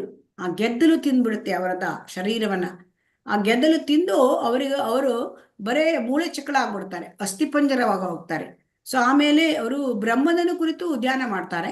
ಆ ಬ್ರಹ್ಮ ಏನ್ ಮಾಡ್ತಾರೆ, ಕೆಳಗಿಳಿದು ಬಂದು ಅವರನ್ನ ಶರೀರವನ್ನ ಒಂದು ಗಟ್ಟಿಯಾಗಿ ಮತ್ತೆ ಮೊದಲಿನ ಹಾಗೆ ಮಾಡ್ಕೊಡ್ತಾರೆ ಮತ್ತು ಅವರಿಗೆ ಅನುಗ್ರಹ ಕೊಡ್ತಾರೆ. ಅವಾಗ ಅವರು ಏನ್ ಮಾಡ್ತಾರೆ, ಇವರು ಅಂದ್ರೆ ಘೋರ ತಪಸ್ಸನ್ನು ಮಾಡಿದ್ರಿಂದ, ಆದ್ರೆ ಅವ್ರಿಗೇನಾಯ್ತು, ಅಷ್ಟು ಘೋರ ತಪಸ್ಸು ಮಾಡಿದ್ರು ಕೂಡ ಅವ್ರು ಬೇಡ್ಕೊಂಡಿದ್ದು ಐಹಿಕವನ್ನೇ ಬೇಡ್ಕೊಂಡು, ನನಗೆ ಅಲ್ಲಿಂದ ಸಾವು ಬರಬಾರ್ದು, ಅಲ್ಲಿ ಸಾವು ಬರಬಾರ್ದು, ಅಸ್ತ್ರಗಳಿಂದ ಸಾವು ಬರಬಾರ್ದು, ಮತ್ತೆ ಯಾವುದೇ ಇದರಿಂದ ಹಗಲೊತ್ತಲ್ಲಿ ಬರಬಾರ್ದು, ಸಂಜೆ ಬರಬಾರ್ದು, ಅಂದ್ರೆ ರಾತ್ರಿ ಬರಬಾರ್ದು, ಭೂಮಿ ಮೇಲೆ ಸಾವು ಬರಬಾರ್ದು. ಹೀಗೆ ಅವ್ರಿಗೆ ಕೇಳಿದ್ರು, ನನಗೆ ಅಮರತ್ವ ಕೊಡು. ಅಮರತ್ವ ಕೊಡಕ್ ನಾನು ಯಾರು? ನಾನು ಅಮರತ್ವ ಕೊಡಕ್ ಸಾಧ್ಯ ಇಲ್ಲ, ವಿಷ್ಣು ಮಾತ್ರ ಕೊಡಕ್ ಸಾಧ್ಯ ಅಂತ ಬ್ರಹ್ಮ ಹೇಳಿದ್ರು.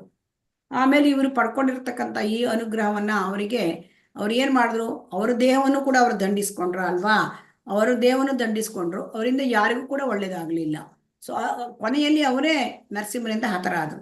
ಸೊ ಹಾಗಾಗಿ ಅವರದ್ದೇನು, ಇದು ಎಲ್ಲ ಘೋರ ತಪಸ್ಸು, ಇದಕ್ಕೆ ಶಾಸ್ತ್ರದಲ್ಲಿ ಈ ರೀತಿ ಮಾಡಿ ಅಂತ ಹೇಳಿಲ್ಲ. ಸೊ ಅವರು ತಮ್ಮ ದೇಹವನ್ನು ಹಿಂಸೆ ಮಾಡ್ಕೊಳ್ತಾರೆ. ನೋಡಿ, ಇವರು ಕೂಡ ತಮ್ಮ ದೇಹವನ್ನು ಹಿಂಸೆ ಮಾಡ್ಕೊಳ್ತಾರೆ.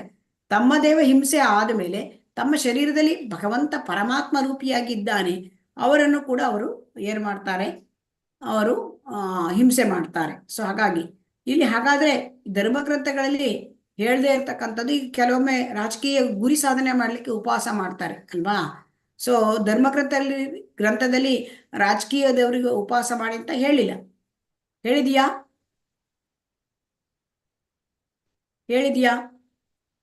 ಹರೇ ಕೃಷ್ಣ. ಇಲ್ಲ ಹೇಳಿಲ್ಲ.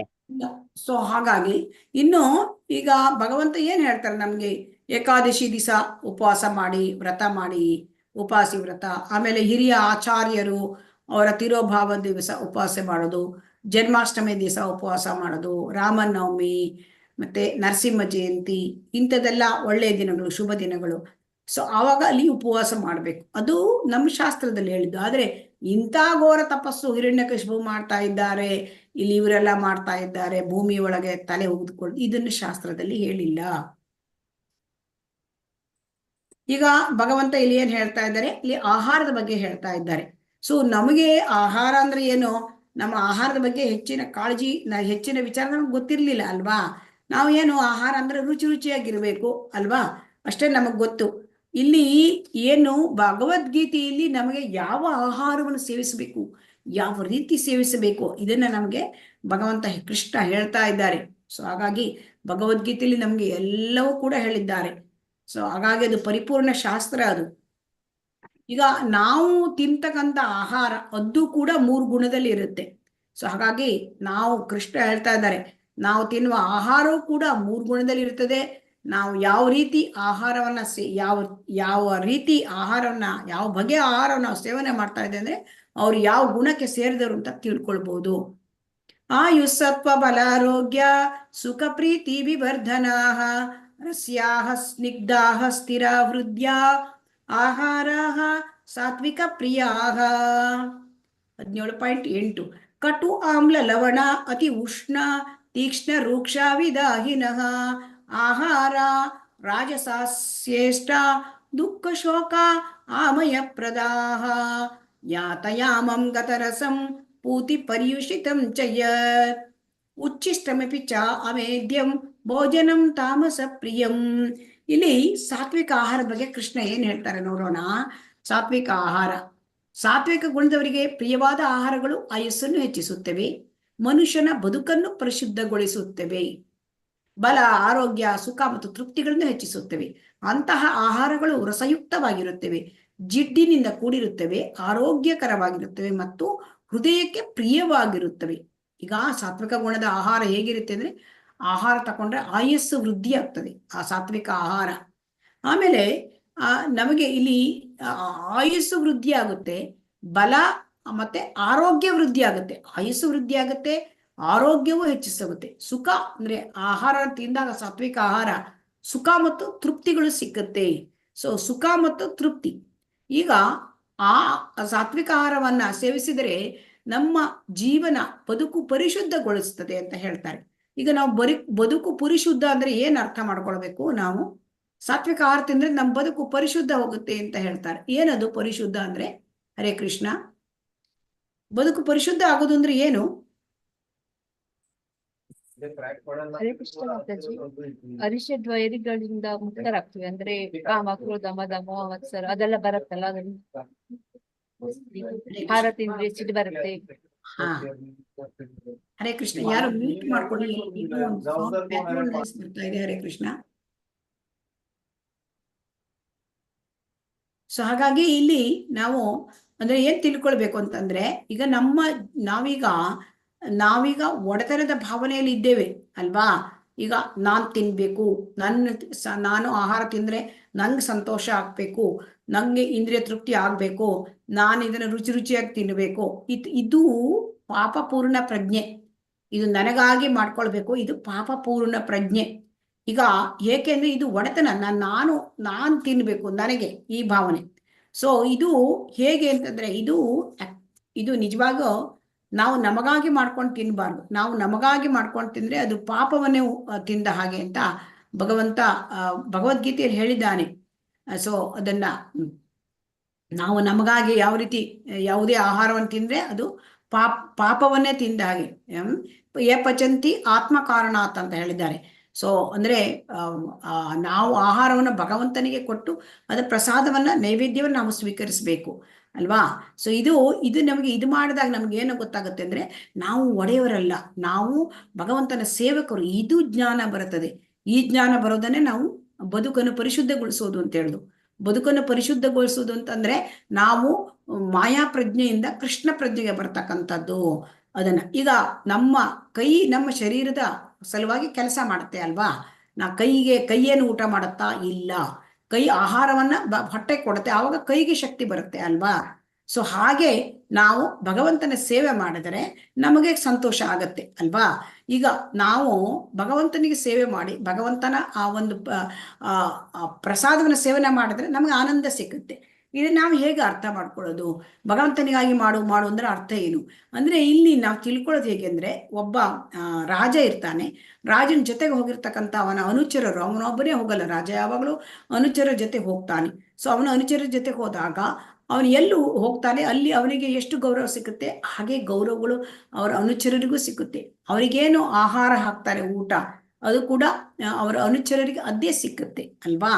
ಈಗ ಒಬ್ಬ ಪ್ರೈಮ್ ಮಿನಿಸ್ಟರ್ ಬರ್ತಾನೆ ಅಥವಾ ಯಾವುದೋ ಮಿನಿಸ್ಟರ್ ಜೊತೆ ಒಬ್ಬರೇ ಬರಲ್ಲ, ಅವ್ರ ಜೊತೆಯಲ್ಲಿ ಅನುಚರರು ಇರ್ತಾರೆ, ಅವರ ಫಾಲೋ ಮಾಡೋರು, ಅವರಿಗೆ ಅಸಿಸ್ಟೆಂಟ್ ಇರ್ತಾರೆ. ಸೊ ಹಾಗೆ ಅವರಿಗೂ ಕೂಡ ಅದೇ ಆಹಾರ ಸಿಕ್ಕುತ್ತೆ, ಅದೇ ಒಂದು ಒಳ್ಳೆಯ ಆಸನಗಳು ಕೂಡ ಅವರಿಗೆ ಸಿಕ್ಕುತ್ತೆ ಅಲ್ವಾ.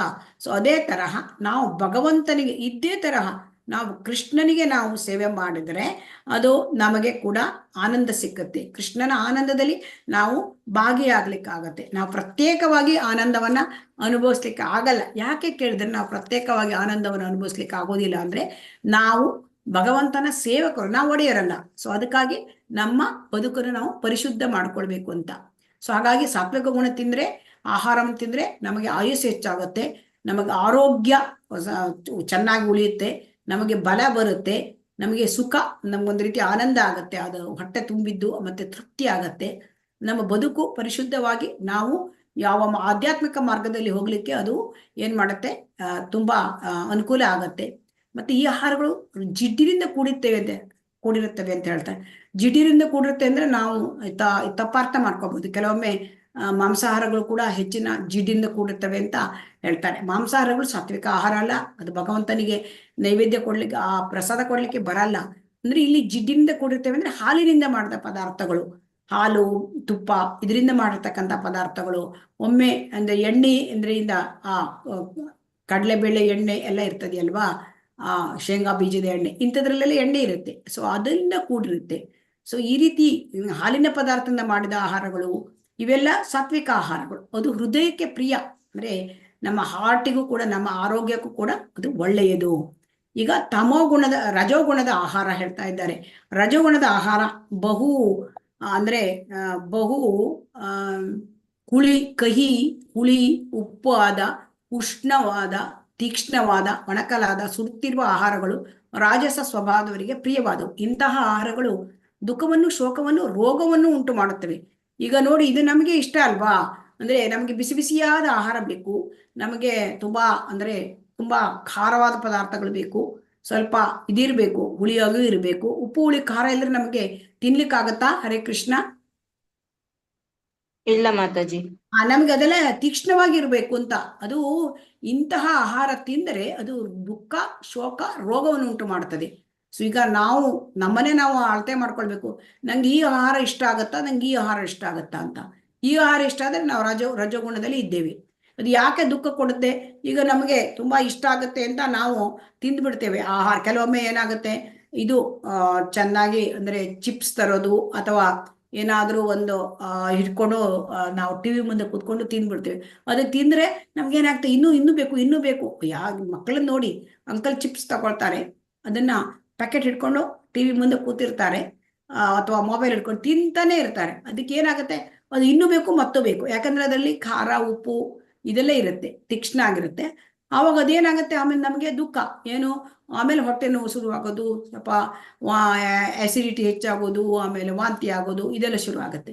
ಸೊ ಹಾಗಾಗಿ ರಜೋಗುಣದ ಆಹಾರ ನಮಗೆ ರೋಗವನ್ನು ಉಂಟು ಮಾಡುತ್ತೆ. ಆಮೇಲೆ ಒಬೆಸಿಟಿ ಅಲ್ವಾ, ಹೆಚ್ಚು ತೂಕ ಹೆಚ್ಚಾಗೋದು ಇಂಥದ್ದೆಲ್ಲ ಆಹಾರ ತಿಂದ್ರೆ. ಸೊ ಆಮೇಲೆ ಶೋಕ ಅಂದ್ರೆ ದುಃಖವೂ ಉಂಟಾಗತ್ತೆ, ಸೊ ರೋಗವೂ ಉಂಟಾಗತ್ತೆ. ಹಾಗಾಗಿ ರಜೋಗುಣದ ಆಹಾರವನ್ನು ತಿನ್ನಿ ಅಂತ ಭಗವಂತ ನಮಗೆ ಇಲ್ಲಿ ಭಗವದ್ಗೀತೆಯಲ್ಲಿ ರೆಕಮೆಂಡ್ ಮಾಡಿಲ್ಲ. ಭಗವದ್ಗೀತೆಯಲ್ಲಿ ಸಾತ್ವಿಕ ಆಹಾರ ತಿನ್ನಿ ಅಂತ ಭಗವಂತ ಹೇಳ್ತಾ ಇದ್ದಾರೆ. ಇನ್ನು ತಮೋಗುಣದ ಆಹಾರ ಇಲ್ಲಿ ಏನ್ ಹೇಳ್ತಾರೆ, ನಾವು ಸತ್ವಗುಣದ ಆಹಾರ ತಿಂದಾಗ ನಮ್ಗೆ ಏನಾಗತ್ತೆ ಅಂತಂದ್ರೆ ನಮಗೆ ತುಂಬಾ ಜೀವನಕ್ಕೆ ಒಳ್ಳೇದಾಗ್ತದೆ ಅಂತ ಆಯ್ತು. ರಜೋಗುಣ ತಿಂದ್ರೆ ನಮಗೆ ದುಃಖ ಶೋಕ ಆಗತ್ತೆ. ಹಾಗಾದ್ರೆ ತಮೋಗುಣದ ಆಹಾರ ಅಂದ್ರೆ ಏನು ಅಂತ ಕೇಳಿ ನೋಡೋಣ. ತಮೋಗುಣದ ಆಹಾರ ಅಂತಂದ್ರೆ ಇದು ತಿನ್ನುವುದಕ್ಕೆ 3 ಗಂಟೆಗಳ ಮುಂಚೆ ಸಿದ್ಧಪಡಿಸಿದ ಆಹಾರ. ಅಂದ್ರೆ 3 ಗಂಟೆಗಿಂತ ಜಾಸ್ತಿ ಆಗ್ಬಿಟ್ರೆ ಅದು ಹಳತಾಗ್ಬಿಡ್ತದೆ ಅಂತೆ ಆಹಾರ. ಅಂದ್ರೆ ಅರ್ಥ ಏನು, ಇದು ಕೇಳಿದ್ರೆ ನಮಗೆ ಸ್ವಲ್ಪ ಕನ್ಫ್ಯೂಸ್ ಆಗ್ಬಿಡ್ತೇವೆ ಅಲ್ವಾ.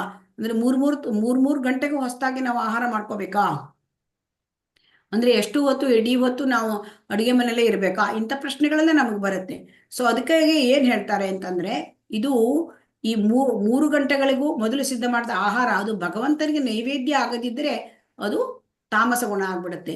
ಅದು ಭಗವಂತನಿಗೆ ನಾವು ನೈವೇದ್ಯ ಮಾಡಿದಾಗ, ಅದು ಪ್ರಸಾದವಾದಾಗ, ಅದು ಆಧ್ಯಾತ್ಮಿಕೃತವಾದಾಗ ಅದನ್ನು ನಾವು ಅನೇಕ ಗಂಟೆಗಳ ಕಾಲ ನಾವು ಇಟ್ಕೊಂಡು ತಿನ್ನಬಹುದು.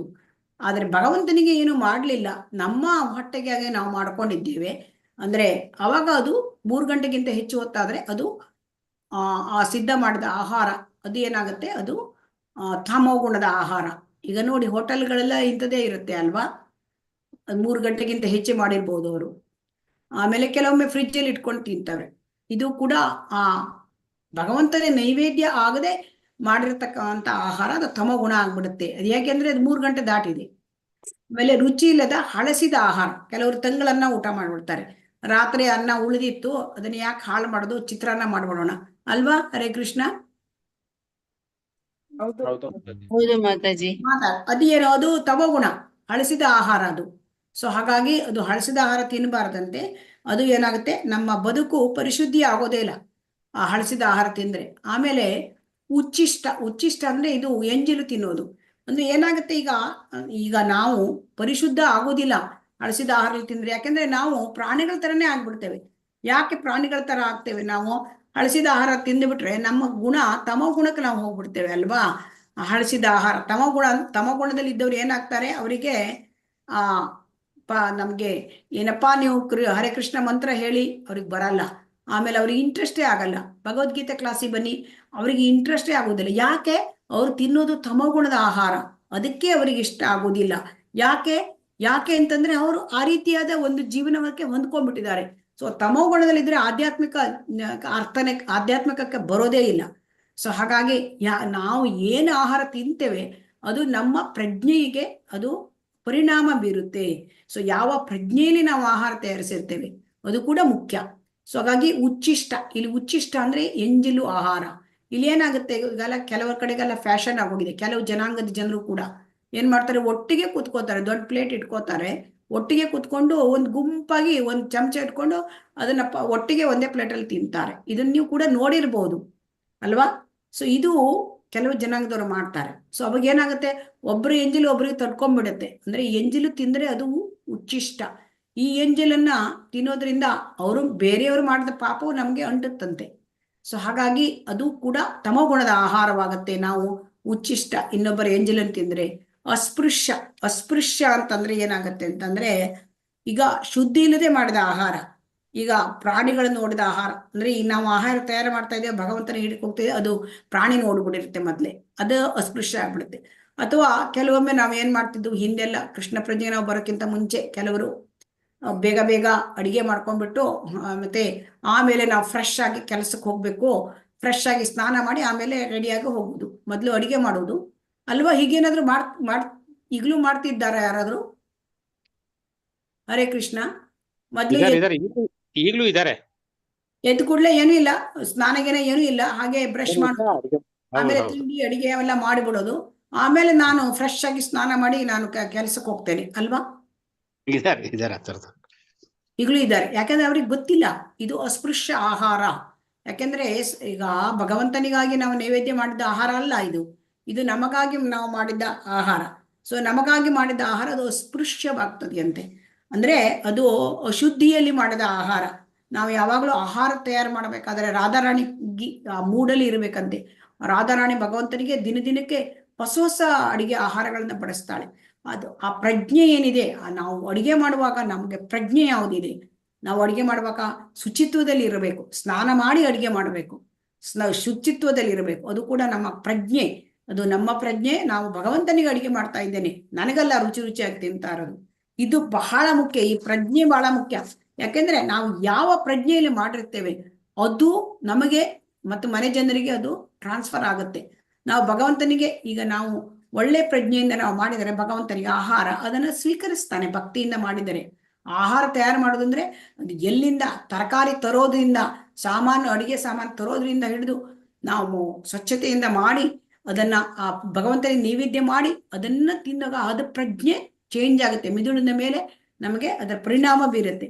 ಈಗ ಇಲ್ಲಿ ಮಾಡಿದ ಆಹಾರ ಏನು, ತಮಗುಣದ ಆಹಾರ, ನಮಗೆ ಬೇಕಾದ ಹಾಗೆ ಮಾಡ್ಕೊಳ್ಳೋದು, ಆಮೇಲೆ ಹಳಸಿದ ಆಹಾರ ತಿನ್ನೋದು, ಉಚ್ಚಿಷ್ಟ ಎಲ್ಲರೂ ಸೇರಿ ಒಟ್ಟಿಗೆ ಎಂಜಲು ತಕೊಂಡು ತಿನ್ನೋದು, ಆಮೇಲೆ ಸ್ನಾನ ಇಲ್ಲ ಮತ್ತೆ ಶುದ್ಧಿ ಇಲ್ಲದೆ ಮಾಡಿರ್ತಕ್ಕಂಥ ಆಹಾರ, ಇದು ತಾಮಸ ಗುಣದವರಿಗೆ ಪ್ರಿಯ. ಯಾಕಂದ್ರೆ ಇದನ್ನ ಯಾರು ಈ ರೀತಿ ಯಾರು ಮಾಡ್ತಾರೆ, ಅವರು ತಮ ಗುಣದಲ್ಲಿ ಇದ್ದಾರೆ ಅಲ್ವಾ. ಹರೇ ಕೃಷ್ಣ. ಸೊ ಹಾಗಾಗಿ ನಾವು ಏನ್ ಮಾಡ್ಬೇಕು ಅಂತ ಭಗವಂತ ಇಲ್ಲಿ ಹೇಳ್ತಾ ಇದ್ದಾರೆ. ಅಟ್ಲೀಸ್ಟ್ ನೀವು ಸತ್ವಗುಣದಲ್ಲಿ ಆಹಾರವನ್ನು ತಯಾರು ಮಾಡ್ತೀನಿ, ನೀವು ಸಾತ್ವಿಕ ಆಹಾರವನ್ನು ಮಾಡಿ ಅಂತ ಹೇಳ್ತಾ ಇದ್ದಾರೆ. ಇನ್ನು ಶುದ್ಧ ಸತ್ವ ಅಂದ್ರೆ ಭಗವಂತನಿಗೆ ನೈವೇದ್ಯ ಮಾಡಿದ ಆಹಾರ ಅದು ಏನಾಗುತ್ತೆ, ನಮಗೆ ಶುದ್ಧ ಸತ್ವ ಆಗತ್ತೆ. ಸೊ ಅದು ದಿವ್ಯವಾದ ಆಹಾರ ಆಗ್ಬಿಡುತ್ತೆ. ಭಗವಂತನಿಗೆ ನೈವೇದ್ಯ ಮಾಡಿದ ಆಹಾರವನ್ನ ನಾವು ಎಷ್ಟು ಕಾಲ ಇಟ್ಕೊಂಡು ಕೂಡ, ಬಹುಕಾಲ ಇಟ್ಟರು ಕೂಡ ಅದನ್ನು ತಿನ್ನಬಹುದು. ಅದು ಹಳಸುವುದಿಲ್ಲ, ಅದು ಇದಾಗುವುದಿಲ್ಲ, ಅಂದ್ರೆ ತಮಗುಣಕ್ಕೆ ಹೋಗೋದಿಲ್ಲ. ಯಾಕೆ, ನಾವು ಭಗವಂತನಿಗೆ ಇಡ್ಲಿಲ್ಲ ಆಹಾರ, ಅದು ತಮಗುಣಕ್ಕೆ ಹೋಗ್ಬಿಡುತ್ತೆ. ಸೊ 3 ಗಂಟೆಗಿಂತ ಹೆಚ್ಚು ಇಟ್ಟರೆ ಆಮೇಲೆ ಅದನ್ನ ನಾವೇ ಭಗವಂತನಿಗೆ ನೈವೇದ್ಯ ಮಾಡಿಟ್ರೆ ಅನೇಕ ಗಂಟೆಗಳ ಕಾಲ ಅದನ್ನು ತಿನ್ಬಹುದು.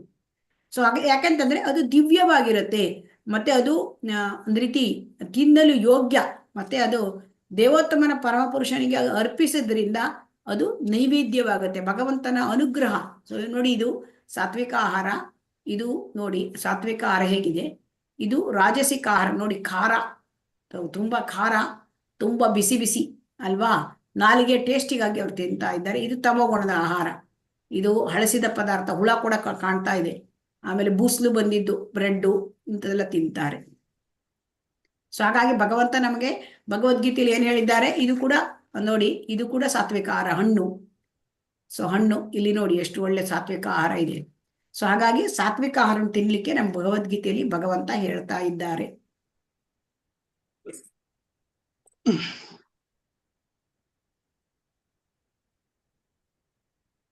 ಅಫಲಾಕಾಂಕ್ಷಿ ಬಿರ್ಯಜ್ಞೋ ವಿಧಿ ದೃಷ್ಟೋಯ ಯುಜ್ಯತೆ ಯಷ್ಟವ್ಯಮೇವೇತಿ ಮನಃ ಸಮಾದಾಯ ಸ ಸಾತ್ವಿಕ. 11ನೇ ಶ್ಲೋಕ. ಯಜ್ಞಗಳಲ್ಲಿ ಧರ್ಮ ಗ್ರಂಥಗಳ ಆದೇಶಕ್ಕೆ ಅನುಗುಣವಾಗಿ ಕರ್ತವ್ಯ ದೃಷ್ಟಿಯಿಂದ ಫಲಾಪೇಕ್ಷೆ ಇಲ್ಲದವರು ಮಾಡುವ ಯಜ್ಞವು ಸಾತ್ವಿಕವಾಗಿದ್ದು. ಈಗ ಭಗವಂತ ಆಹಾರದ ಬಗ್ಗೆ ಹೇಳಿದ್ರು, ಈಗ ಆಹಾರದ ಮೇಲೆ ಆದ್ಮೇಲೆ ಯಜ್ಞ ಬಗ್ಗೆ ಹೇಳ್ತಾರೆ.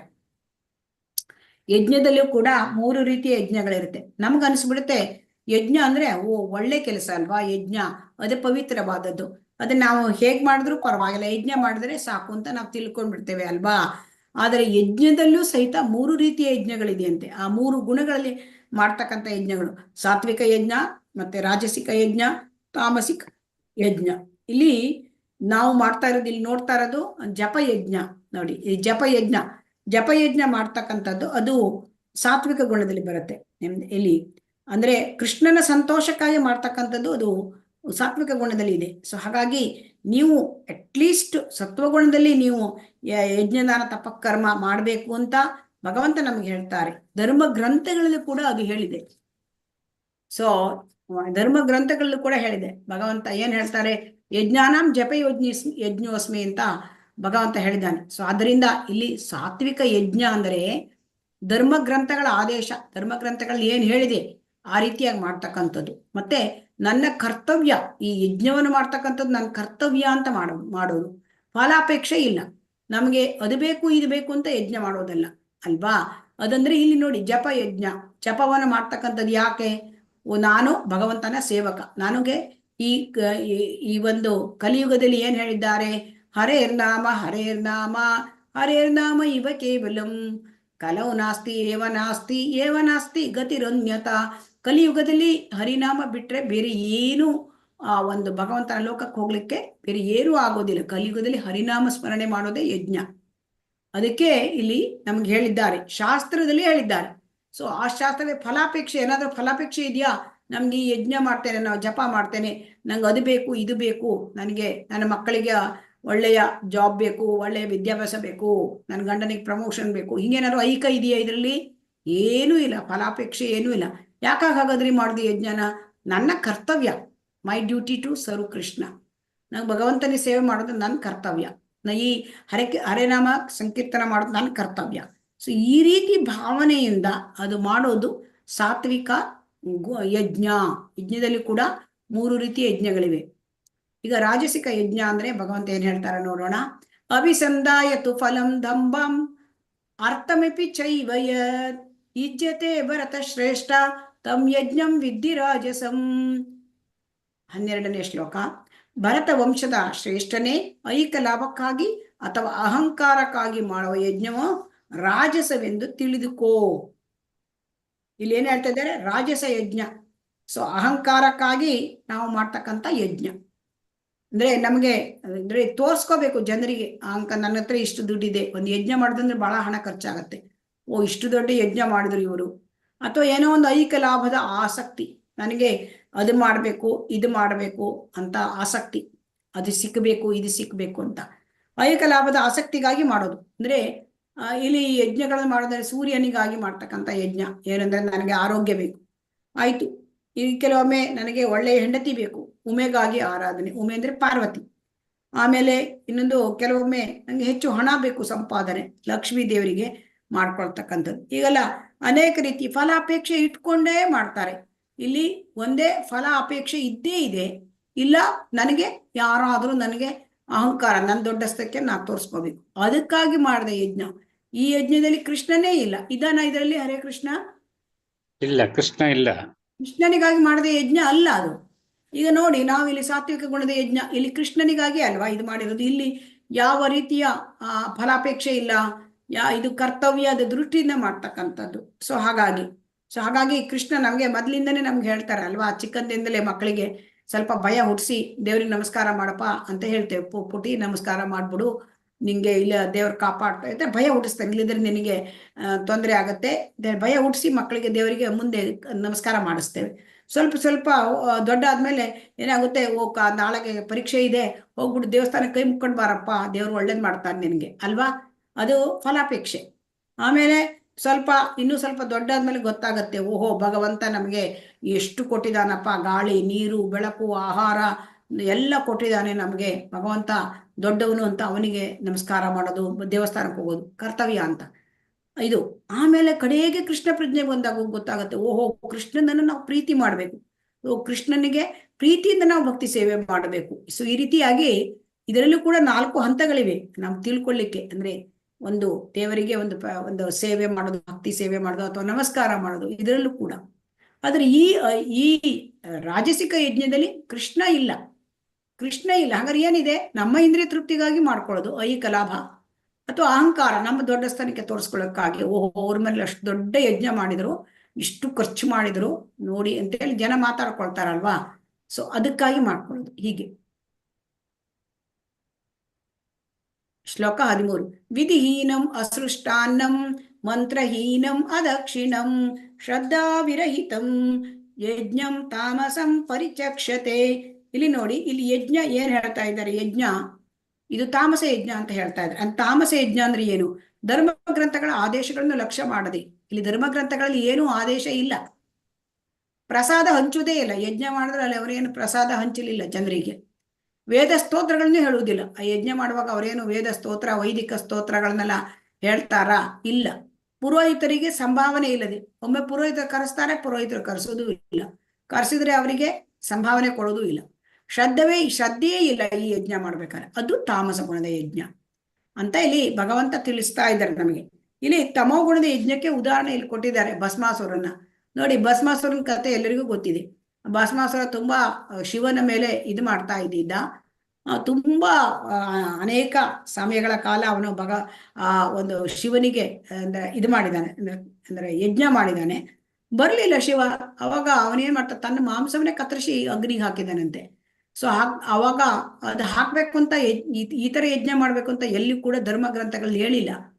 ಆಯ್ತು, ಅವನೇನು ಶಿವ ಪ್ರತ್ಯಕ್ಷ ಆದ, ಶಿವನ ಮೇಲೆ ಪ್ರೀತಿಯಿಂದ ಮಾಡಿದಾನ? ಇಲ್ಲ, ಶಿವನ ಮೇಲೆ ಪ್ರೀತಿಯಿಂದ ಮಾಡ್ಲಿಲ್ಲ. ಆಮೇಲೆ ಶಿವ ಪ್ರತ್ಯಕ್ಷ ಆದಾಗ ವರ ಕೇಳಿದ. ಆ ವರ ಕೇಳಿದಾಗ ಅವನು, ನಾನು ಯಾರ ತಲೆ ಮೇಲೆ ಇಡ್ತೇನೋ ಕೈನ ಅವ್ರು ಬೂದಿ ಆಗ್ಬಿಡ್ಬೇಕು ಅಂತೇಳಿ. ಆಮೇಲೆ ಶಿವ ವರ ಕೊಟ್ಟಾಗ ಆ ವರವನ್ನು ಪರೀಕ್ಷೆ ಮಾಡ್ಲಿಕ್ಕೆ ಶಿವನ ತಲೆ ಮೇಲೆ ಕೈ ಇಡ್ಲಿಕ್ಕೆ ಹೋಗಿದ್ದಾನೆ ಅಲ್ವಾ? ಇದು ಯಾವ ರೀತಿಯಾದ ಯಜ್ಞ? ಯಾರ ಖುಷಿಗೋಸ್ಕರ ಇದು ಯಜ್ಞ ಮಾಡೋದು? ಯಾರ ಖುಷಿಗೋಸ್ಕರ? ಶಿವನ ಮೇಲೆ ಪ್ರೀತಿಯ, ಶಿವನ ಮೇಲೆ ಭಕ್ತಿಯ, ಯಾವುದು ಇದು? ಸೊ ಅದಕ್ಕೆ ಇಲ್ಲಿ ಕೃಷ್ಣ ಹೇಳ್ತಾ, ಇದೆಲ್ಲ ತಮೋಗುಣದ ಯಜ್ಞ ಅಂತ ಹೇಳ್ತಾ ಇದ್ದಾರೆ. 17.14 ದೇವದ್ವಿಜ ಗುರು ಪ್ರಾಜ್ಞ ಪೂಜನಂ ಶೌಚಮಾರ್ಜವಂ ಬ್ರಹ್ಮಚರ್ಯಂ ಅಹಿಂಸಾ ಚ ಶಾರೀರಂ ತಪ ಉಚ್ಯತೆ. ಈಗ ಭಗವಂತ ನಮಗೆ ತಪಸ್ಸು ಬಗ್ಗೆ ಹೇಳ್ತಾ ಇದ್ದಾರೆ. ಈಗ ತಪಸ್ಸು ಅಂದ್ರೆ ಏನು? ಹರೇ ಕೃಷ್ಣ, ತಪಸ್ಸು ಅಂದ್ರೆ ಏನು? ಧ್ಯಾನ ಮಾಡುವುದು. ತಪಸ್ಸು ಅಂದ್ರೆ ನಮ್ಮ ಒಂದು ದೇಹ ದಂಡನೆಯನ್ನು ಸ್ವಇಚ್ಛೆಯಿಂದ ಮಾಡ್ಕೊಳ್ಳೋದು. ಅಂದ್ರೆ ನನ್ನ ಸ್ವಂತ ಇಚ್ಛೆಯಿಂದ. ಈಗ ಯಾರೋ ಒಬ್ರು ತುಂಬಾ ಪ್ರಾಕ್ಟೀಸ್ ಮಾಡಿ ಒಲಿಂಪಿಕ್ ಅಲ್ಲಿ ಸ್ವಿಮ್ಮಿಂಗ್ ಅದರಲ್ಲಿ ಏನೋ ಒಂದು ಫಸ್ಟ್ ಪ್ರೈಸ್ ತಕೊಂಡ್ರು, ಒಲಿಂಪಿಕ್ಸ್ ಅಲ್ಲಿ ಚಿನ್ನದ ಪದಕ. ಅಬ್ಬಾ ಏನ್ ಹೇಳ್ತಾರಪ್ಪ, ಎಷ್ಟು ತಪಸ್ ಮಾಡ್ಬಿಡಿಯಪ್ಪ ನೀನು, ಎಷ್ಟು ದೊಡ್ಡ ಸಾಧನೆ ಮಾಡಿದ್ಯಾ ಅಂತ ಹೇಳ್ತೇವೆ ಅಲ್ವಾ? ಹರೇ ಕೃಷ್ಣ, ಹೌದು ಮಾತಾಜಿ. ಹೇಳ್ತೇವೆ ಅಲ್ವಾ? ನೋಡು, ಅವ ಎಷ್ಟು ದೊಡ್ಡ ಸಾಧನೆ ಮಾಡ್ದ, ತಪಸ್ ಮಾಡ್ಬಿಟ್ಟ ಜೀವನದಲ್ಲಿ, ಒಲಿಂಪಿಕ್ ಮೆಡಲ್ ತಕೊಂಡ ಅಂತ. ಸೊ ಇಲ್ಲಿ ತಪಸ್ಸು, ಈ ತಪಸ್ ಬಗ್ಗೆ ಶ್ರೀ ಕೃಷ್ಣ ಏನ್ ಹೇಳ್ತಾರೆ ಅಂತ ನೋಡೋಣ. ಸೊ ತಪಸ್ಸು ಅಂದ್ರೆ ಇದು ದೇಹ ದಂಡನೆ ಅಂದ್ರೆ ಯಾರು ಒತ್ತಾಯ ಮಾಡಿದ್ದಲ್ಲ, ನಮ್ಮ ಸ್ವಂತ ಇಚ್ಛೆಯಿಂದ ದೇಹ ದಂಡನೆ ಮಾಡೋದು. ಈಗ ತಪಸ್ ಮಾಡ್ಬೇಕು. ಇಲ್ಲಿ ಭಗವದ್ಗೀತೆಯಲ್ಲಿ ತಪಸ್ ಬಗ್ಗೆ ಏನ್ ಹೇಳ್ತಾ ಇದ್ದಾರೆ ಭಗವಂತ? ತಪಸ್ ಮಾಡ್ಬೇಕು ಅಂದ್ರೆ ಈಗ ಕಾಡಿಗೆ ಹೋಗ್ಬೇಕಾಗಿಲ್ಲ. ತಪಸ್ ಮಾಡೋದು ಅಂದ್ರೆ ಇಲ್ಲಿ ಏನ್ ಹೇಳ್ತಾ ಇದ್ದಾರೆ? ಪರಮ ಪ್ರಭುವಿನ ಪೂಜೆ, ಭಗವಂತನ ಪೂಜೆ ಮಾಡಿದ್ರೆ ಅದು ತಪಸ್ಸಾಗತ್ತೆ. ಇಲ್ಲಿ ನೋಡಿ, ಶಾರೀರಿಕ ತಪಸ್ಸು ಅಂದ್ರೆ ಇಲ್ಲಿ ಭಗವಂತ ಏನ್ ಹೇಳ್ತಾ ಇದ್ದಾರೆ? ಶರೀರದ ತಪಸ್ಸು ಮತ್ತೆ ಮನಸ್ಸಿನ ತಪಸ್ಸು ಹೇಳ್ತಾ ಇದ್ದಾರೆ. ಇಲ್ಲಿ ಶರೀರದ ತಪಸ್ಸು 14ನೇ ಶ್ಲೋಕದಲ್ಲಿ ಹೇಳ್ತಾ ಇದ್ದಾರೆ. ಶರೀರದಿಂದ ನಾವು ಮಾಡ್ತಕ್ಕಂಥ ತಪಸ್ಸು ಅಂದ್ರೆ ಭಗವಂತನ ಪೂಜೆ, ಅರ್ಚಾ ವಿಗ್ರಹ ಪೂಜೆ ಮಾಡೋದು ಶರೀರದ ತಪಸ್ಸಂತೆ. ಆಮೇಲೆ ಇಲ್ಲಿ ಶರೀರದ ತಪಸ್ಸನ್ನು ಹೇಗ್ ಮಾಡಬಹುದು? ನಾವೇನು ಕಾಡಿಗೆ ಹೋಗ್ಬೇಕಾಗಿಲ್ಲ, ನಾವು ಗೃಹಸ್ಥರಾಗಿದ್ಕೊಂಡೆ ಮನೇಲಿ ಇದ್ಕೊಂಡೇ ಮಾಡ್ಬೋದು ಅಲ್ವಾ? ಆಮೇಲೆ ಭಗವಂತನಿಗೆ ಈ ದಂಡವತ್ ಪ್ರಣಾಮ ಅಂತಂದ್ರೆ ಇಲ್ಲಿ ಅಂದ್ರೆ ಗಂಡಸರಿಗೆ ದಂಡವತ್ ಪ್ರಣಾಮ, ಹೆಂಗಸರಿಗೆ ಪಂಚಾಂಗ ಪ್ರಣಾಮ. ಸೊ ಇದನ್ನ ಹೇಳ್ತಾರೆ. ಆದ್ರೆ ಕೆಲವರು ಈಗಿನ ಕಾಲದಲ್ಲಿ ಈ ರೀತಿಯಾಗಿ ಮಾಡೋದೇ ಇಲ್ಲ. ಎದೆ ಮೇಲೆ ಹೀಗೊಂದು ನಮಸ್ಕಾರ ಮಾಡ್ಬಿಡ್ತಾರೆ ಅಲ್ವಾ? ಭಗವಂತನಿಗೆ ಈ ತರ ಮಾಡ್ತಾರ ಅಲ್ವಾ? ದಂಡವತ್ ಮಾಡ್ಬೇಕು ಅಂತ ಶಾಸ್ತ್ರದಲ್ಲಿ ಹೇಳಿದೆ. ಅಂದ್ರೆ ಪುರುಷರು ದಂಡವತ್ ಸಾಷ್ಟಾಂಗ ನಮಸ್ಕಾರ, ಸ್ತ್ರೀಯರು ಪಂಚಾಂಗ ನಮಸ್ಕಾರ ಹೀಗೆ ಹೇಳಿದೆ. ಸೊ ಹಾಗಾಗಿ ಇದು ಭಗವಂತನಿಗೆ ಮಾಡ್ತಕ್ಕಂಥ ಅರ್ಚನೆ, ಪೂಜೆ ಮತ್ತೆ ಇದು ನಮಸ್ಕಾರ. ಆಮೇಲೆ ಬ್ರಾಹ್ಮಣರ ಪೂಜೆ ಮಾಡಬೇಕು ಅಂತ ಶಾಸ್ತ್ರದಲ್ಲಿ ಹೇಳಿದೆ. ಅದು ಕೂಡ ಇಲ್ಲಿ ಶರೀರದ ತಪಸ್ಸು. ಆಮೇಲೆ ಗುರುವಿನ ಪೂಜೆ. ಈಗ ಗುರುವಿನ ಪೂಜೆ ಅಂದ್ರೆ ಏನು? ಗುರುವಿನ ಪೂಜೆ ಅಂದ್ರೆ ಗುರುವಿಗೆ ನಾವು ಮಾಡ್ತಕ್ಕಂತಹ ಕೊಡ್ತಕ್ಕಂತ ಒಂದು ಗೌರವ. ಈಗೇನಾಗೋಗಿದೆ, ಗುರು ಶಿಷ್ಯರ ಸಂಬಂಧ ಇದೆಯಾ? ಗುರು ಶಿಷ್ಯರ ಸಂಬಂಧವೇ? ಶಾಲೆಗೆ ಮಕ್ಕಳು ಹೋಗ್ತಾರೆ, ಫೀಸ್ ಕಟ್ತಾರೆ, ಅವರು ಟೀಚರ್ಸ್ ಪಾಠ ಹೇಳ್ಕೊಡ್ತಾರೆ. ಗುರು ಅಂತ ಇದೆಯಾ? ಹರೇ ಕೃಷ್ಣ, ಇಲ್ಲ, ಗುರು ಶಿಷ್ಯರ ಸಂಬಂಧವೇ ಇಲ್ಲ ಈಗ. ಸಂಬಂಧ ಹೊರಟೋಗಿದೆ. ಯಾಕೆ? ನಾನು ಫೀಸ್ ಕೊಡ್ತೇನೆ, ಅವ್ರು ನನಗೆ ಪಾಠ ಮಾಡ್ತಾರೆ ಅಲ್ವಾ? ಅಷ್ಟೇ, ನಾನು ಫೀಸ್ ಕೊಡ್ತೇನೆ, ಅವ್ರು ಪಾಠ ಮಾಡ್ತಾರೆ. ಸೊ ಹಾಗಾಗಿ ಇಲ್ಲಿ ಇದು ಆ ರೀತಿ ಅಲ್ಲ. ನಮ್ಗೆ ಶಾಸ್ತ್ರ ಏನ್ ಹೇಳುತ್ತೆ? ನಾವು ಗುರುವಿಗೆ ಪೂಜೆ ಮಾಡ್ಬೇಕು. ನಮಗೆ ಆಧ್ಯಾತ್ಮಿಕ ಗುರು. ಈಗ ನಾವು ಆಧ್ಯಾತ್ಮಿಕ ಗುರುವಿಗೆ ನಾವು ಪೂಜೆ ಮಾಡದೆ ಹೋದರೆ ನಮ್ ಕಣ್ಣಿಗೆ ಕಾಣ್ತಾರೆ ಆಧ್ಯಾತ್ಮಿಕ ಗುರು ಕೃಷ್ಣನ ಪ್ರತಿನಿಧಿ. ಅವರು ಕೃಷ್ಣನಿಗೆ ಗುರು ಬೇರೆ ಅಲ್ಲ, ಕೃಷ್ಣ ಬೇರೆ ಅಲ್ಲ. ಈಗ ನಾವು ಗುರುವಿಗೆ ನಾವು ಪೂಜೆ ಮಾಡದೆ ಹೋದ್ರೆ ಈಗ ನಾವು ಕಣ್ಣಿಗೆ ಕಾಣೋ ಗುರು, ಆದ್ರೆ ಕಣ್ಣಿಗೆ ಕಾಣದೇ ಇರೋ ದೇವರಿಗೆ ಪೂಜೆ ಮಾಡ್ಲಿಕ್ಕಾಗತ್ತ ನಮ್ಮ ಮನಸ್ಸು? ಇಲ್ಲ. ಸೊ ಹಾಗಾಗಿ ನಾವು ಗುರುವಿಗೆ ತಲೆ ಬಾಗ್ಬೇಕು. ಗುರುವಿಗೆ ನಾವು ಯಾವಾಗಲೂ ಪ್ರಣಾಮ ಮಾಡ್ಲೇಬೇಕು. ಅದಕ್ಕೆ ನಾವು ಬೆಳಗ ಮುಂಚೆನೆ ಗುರು ಪ್ರಣಾಮ ಮಂತ್ರಗಳನ್ನ ಹೇಳ್ಕೊಂಡೇ ಪೂಜೆ ಮಾಡ್ತಾ ಇರೋದಲ್ವಾ? ಸೊ ಹಾಗಾಗಿ ನಾವು ಗುರುವಿಗೆ ಯಾವಾಗಲೂ ಪ್ರಣಾಮ ಮಾಡಬೇಕು, ಅವರಿಗೆ ನಾವು ತಲೆ ಬಾಗಬೇಕು, ಅವ್ರ ಪೂಜೆ ಮಾಡ್ಬೇಕು. ತಂದೆ ತಾಯಿ ಅಂತ ಹಿರಿಯರ ಪೂಜೆ ಇದು ಯಾವಾಗಲೂ ಕೂಡ ಹಿಂದಿನ ಕಾಲದಿಂದಲೇ ಹೇಳ್ಕೊಂಡು ಬಂದಿದ್ದಾರೆ. ತಂದೆ ತಾಯಿ ಪೂಜೆ ಮಾಡ್ಬೇಕು, ಗುರು ಹಿರಿಯರ ಗೆ ನಾವು ತಲೆಬಾಗಿ ಮಾಡಬೇಕು, ಅಂದ್ರೆ ಪ್ರತಿನಿತ್ಯ ಮಾಡಬೇಕು. ಇಲ್ಲದಿದ್ದರೆ ಹಬ್ಬ ಹರಿದಿನಗಳಲ್ಲಿ ಅಥವಾ ಹುಟ್ಟಿದ ದಿನಗಳಲ್ಲಿ ಅವ್ರ ಗುರು ಹಿರಿಯರಿಗೆ ನಾವು ನಮಸ್ಕಾರ ಮಾಡಿ ಆಶೀರ್ವಾದ ತಗೊಳ್ಳೋದು. ಶುಚಿತ್ವ, ಸರಳತೆ, ಬ್ರಹ್ಮಚರ್ಯ, ಇದರ ಬಗ್ಗೆ ನಾವು ಅನೇಕ ಸಾರಿ ಮಾತಾಡಿದ್ದೇವೆ. ಅಹಿಂಸೆ, ಇವೆಲ್ಲವೂ ದೇಹದ ತಪಸ್ಸು. ಈಗ ಮನಸ್ಸಿನ ತಪಸ್ಸಿನ ಬಗ್ಗೆ, ಮಾತಿನ ತಪಸ್ಸಿನ ಬಗ್ಗೆ ಹೇಳ್ತಾರೆ. ಸೊ 3 ರೀತಿಯ ತಪಸ್ಸುಗಳು: ದೇಹದ ತಪಸ್ಸು, ಮಾತಿನ ತಪಸ್ಸು, ಮನಸ್ಸಿನ ತಪಸ್ಸು. ಈಗ ಮಾತಿನ ತಪಸ್ಸು ಅಂದ್ರೆ ಏನಂತ ತಿಳ್ಕೊಳ್ಳೋಣ. ಅನುದ್ವೇಗಕರಂ ವಾಕ್ಯಂ ಸತ್ಯಂ ಪ್ರಿಯಹಿತಂ ಚ ಯತ್ ಸ್ವಾಧ್ಯಾಯ ಅಭ್ಯಸನಂ ಚೈವ ವಾಂಗ್ಮಯಂ ತಪ ಉಚ್ಯತೆ. ಸತ್ಯವಾದ, ಸಂತೋಷಕರವಾದ, ಹಿತವಾದ ಮತ್ತು ಇತರರ ಮನಸ್ಸನ್ನು ಕಲಕದ ಮಾತುಗಳನ್ನು ಆಡುವುದು, ಕ್ರಮ ತಪ್ಪದೆ ವೇದ ಸಾಹಿತ್ಯವನ್ನು ವಾಚನ ಮಾಡುವುದು, ಇವೆಲ್ಲ ಮಾತಿನ ತಪಸ್ಸು. ಈಗ ಮಾತನಾಡೋದು, ಮಾತೇ ಮುತ್ತು ಮಾತೇ ಮೃತ್ಯು ಅಂತ ಕೇಳಿದ್ದೇವೆ, ಗಾದೆ ಅಲ್ವಾ? ಸೊ ಈ ಮಾತು ನಾವು ಆಡೋದು ಹೇಗೆ ಆಡಬೇಕು? ಮಾತನಾಡ್ಲಿಕ್ಕೆ ಎಲ್ಲರಿಗೂ ಕೂಡ ತುಂಬಾ ಇಷ್ಟ ಅಲ್ವಾ? ಹೊತ್ತು ಮಾತನಾಡಬೇಕು ಎಂಬ ಆಸೆ ಇರುತ್ತೆ. Hare Krishna. Back ground noise ಇದೆ, ಮ್ಯೂಟ್ ಮಾಡ್ಕೊಳ್ಳಿ. ಈಗ ಮಾತಾಡ್ಬೇಕು ಅಂತ ಎಲ್ಲರಿಗೂ ತುಂಬಾ ಇಷ್ಟ. ಹೀಗಾಗಿ ಇಲ್ಲಿ ಏನ್ ಹೇಳ್ತಾರೆ ಅಂದ್ರೆ, ನಮಗೆ ಮಾತಿನ ಬಗ್ಗೆ ಏನ್ ಹೇಳ್ತಾರೆ ಅಂತಂದ್ರೆ, ಇಲ್ಲಿ ನಮ್ಗೆ ಮಾತು, ನಾವು ಯಾವ ರೀತಿ ಮಾತಾಡಬೇಕು, ಮಾತಿನ ತಪಸ್ಸು, ಮಾತಲ್ಲೂ ತಪಸ್ಸಿದೆ. ನಾವು ಸತ್ಯವನ್ನೇ ನುಡಿಯಬೇಕಂತೆ, ಸತ್ಯವನ್ನೇ ನುಡಿಯುವುದು, ಸತ್ಯವನ್ನು ನುಡಿಬೇಕು. ಸಂತೋಷಕರವಾದ, ಹಿತವಾದ ನುಡಿ ಇರಬೇಕು. ಅಂತಂದ್ರೆ ಏನು? ಹಿಂದೆ ಹೇಳಿದ್ದಾರೆ, ಸತ್ಯಂ ಬ್ರೂಯಾತ್ ಪ್ರಿಯಂ ಬ್ರೂಯಾತ್ ನ ಬ್ರೂಯಾತ್ ಸತ್ಯಮ ಪ್ರಿಯಂ ಪ್ರಿಯಂಚ ನ ಅನೃತಂ ಬ್ರೂಯಾತ್ ಏಷ ಧರ್ಮ ಸನಾತನಃ. ಸನಾತನದ ಧರ್ಮ ಏನ್ ಹೇಳ್ತದೆ? ಸತ್ಯಂ ಬ್ರೂಯಾತ್, ಸತ್ಯವನ್ನೇ ಹೇಳಬೇಕು. ಪ್ರಿಯಂ ಬ್ರೂಯಾತ್ ಅಂದ್ರೆ ಹಿತವಾದದ್ದನ್ನು ಹೇಳ್ಬೇಕು. ನಾವು ಇನ್ನೊಬ್ಬರಿಗೆ ಯಾವಾಗ್ಲೂ ಒಳ್ಳೆ ರೀತಿಯಿಂದ ಹಿತವಾದ ಅವರಿಗೆ ಆ ರೀತಿಯಾಗಿ ಮಾತಾಡ್ಬೇಕು. ಮತ್ತೆ ಸತ್ಯಂ ಬ್ರೂಯಾತ್ ಪ್ರಿಯಂ ಬ್ರೂಯಾತ್ ನ ಅನೃತಂ ಬ್ರೂಯಾತ್, ಸುಳ್ಳನ್ನು ಹೇಳಬಾರ್ದು. ಪ್ರಿಯಂಚ ನ ಅನೃತಂ ಬ್ರೂಯಾತ್, ಅವರಿಗೆ ಒಳ್ಳೇದನ್ನಿಸುತ್ತೆ ಅಂತ ಸುಳ್ಳು ಹೇಳಿ ಒಳ್ಳೆಯದನ್ನ ಹೇಳ್ಬಾರ್ದು, ಸತ್ಯವನ್ನೇ ಹೇಳಬೇಕು. ಸೊ ಹಾಗಾಗಿ ಏಷ ಧರ್ಮ ಸನಾತನಃ, ಅಪ್ರಿಯವಾದ ಸತ್ಯವನ್ನು ಹೇಳಬಾರ್ದಂತೆ. ತುಂಬಾ ಅಂದ್ರೆ ಅಪ್ರಿಯ, ಅವರಿಗೆ ತುಂಬಾ ಪ್ರಿಯ ಅಲ್ಲ. ಆ ಸತ್ಯವನ್ನು ಹೇಳ್ಬೇಕಾದ್ರೆ ತುಂಬಾ ನಾವು ಸ್ಲೋ ಆಗಿ ಹೇಳ್ಬೇಕು. ಯಾರಿಗಾದ್ರೂ ಏನಾದ್ರೂ ಕೆಟ್ಟ ಸುದ್ದಿನ ನಾವು ತಿಳಿಸ್ಬೇಕಾಗತ್ತೆ, ಅಪ್ರಿಯವಾದ ಸತ್ಯ ಅದನ್ನ ಹೇಳ್ಬೇಕಾದ್ರೆ ನಾವು ತುಂಬಾ ಕೇರ್ಫುಲ್ ಆಗಿ ಹೇಳ್ಬೇಕಾಗತ್ತೆ. ಆದ್ರಿಂದ ಬೇರೆಯವರ ಮನಸ್ಸಿಗೆ ನೋವುಂಟ ಮಾಡಬಾರ್ದ,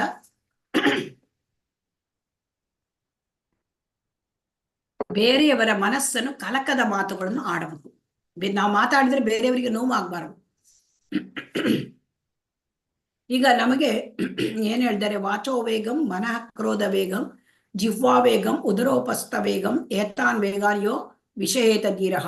ಯಾರು ವಾಚೋ ವೇಗಂ, ಮನಸ್ಸಿನ ವೇಗ, ಮಾತಿನ ವೇಗ, ಮಾತಾಡೋದು ಚಪಲ, ನಮ್ಗೆ ಮಾತಾಡ್ಬೇಕು ಅಂತಿರುತ್ತೆ, ಅದ್ರ ಕಂಟ್ರೋಲ್ ಮಾಡ್ಬೇಕಂತೆ ಆ ಮಾತನ್ನ. ಅದನ್ನ ಯಾವ ರೀತಿ ಕಂಟ್ರೋಲ್ ಮಾಡ್ತಾನೋ ಅವನು ಒಳ್ಳೆಯ ಉತ್ತಮ ಗುರುವಾಗಬಲ್ಲ.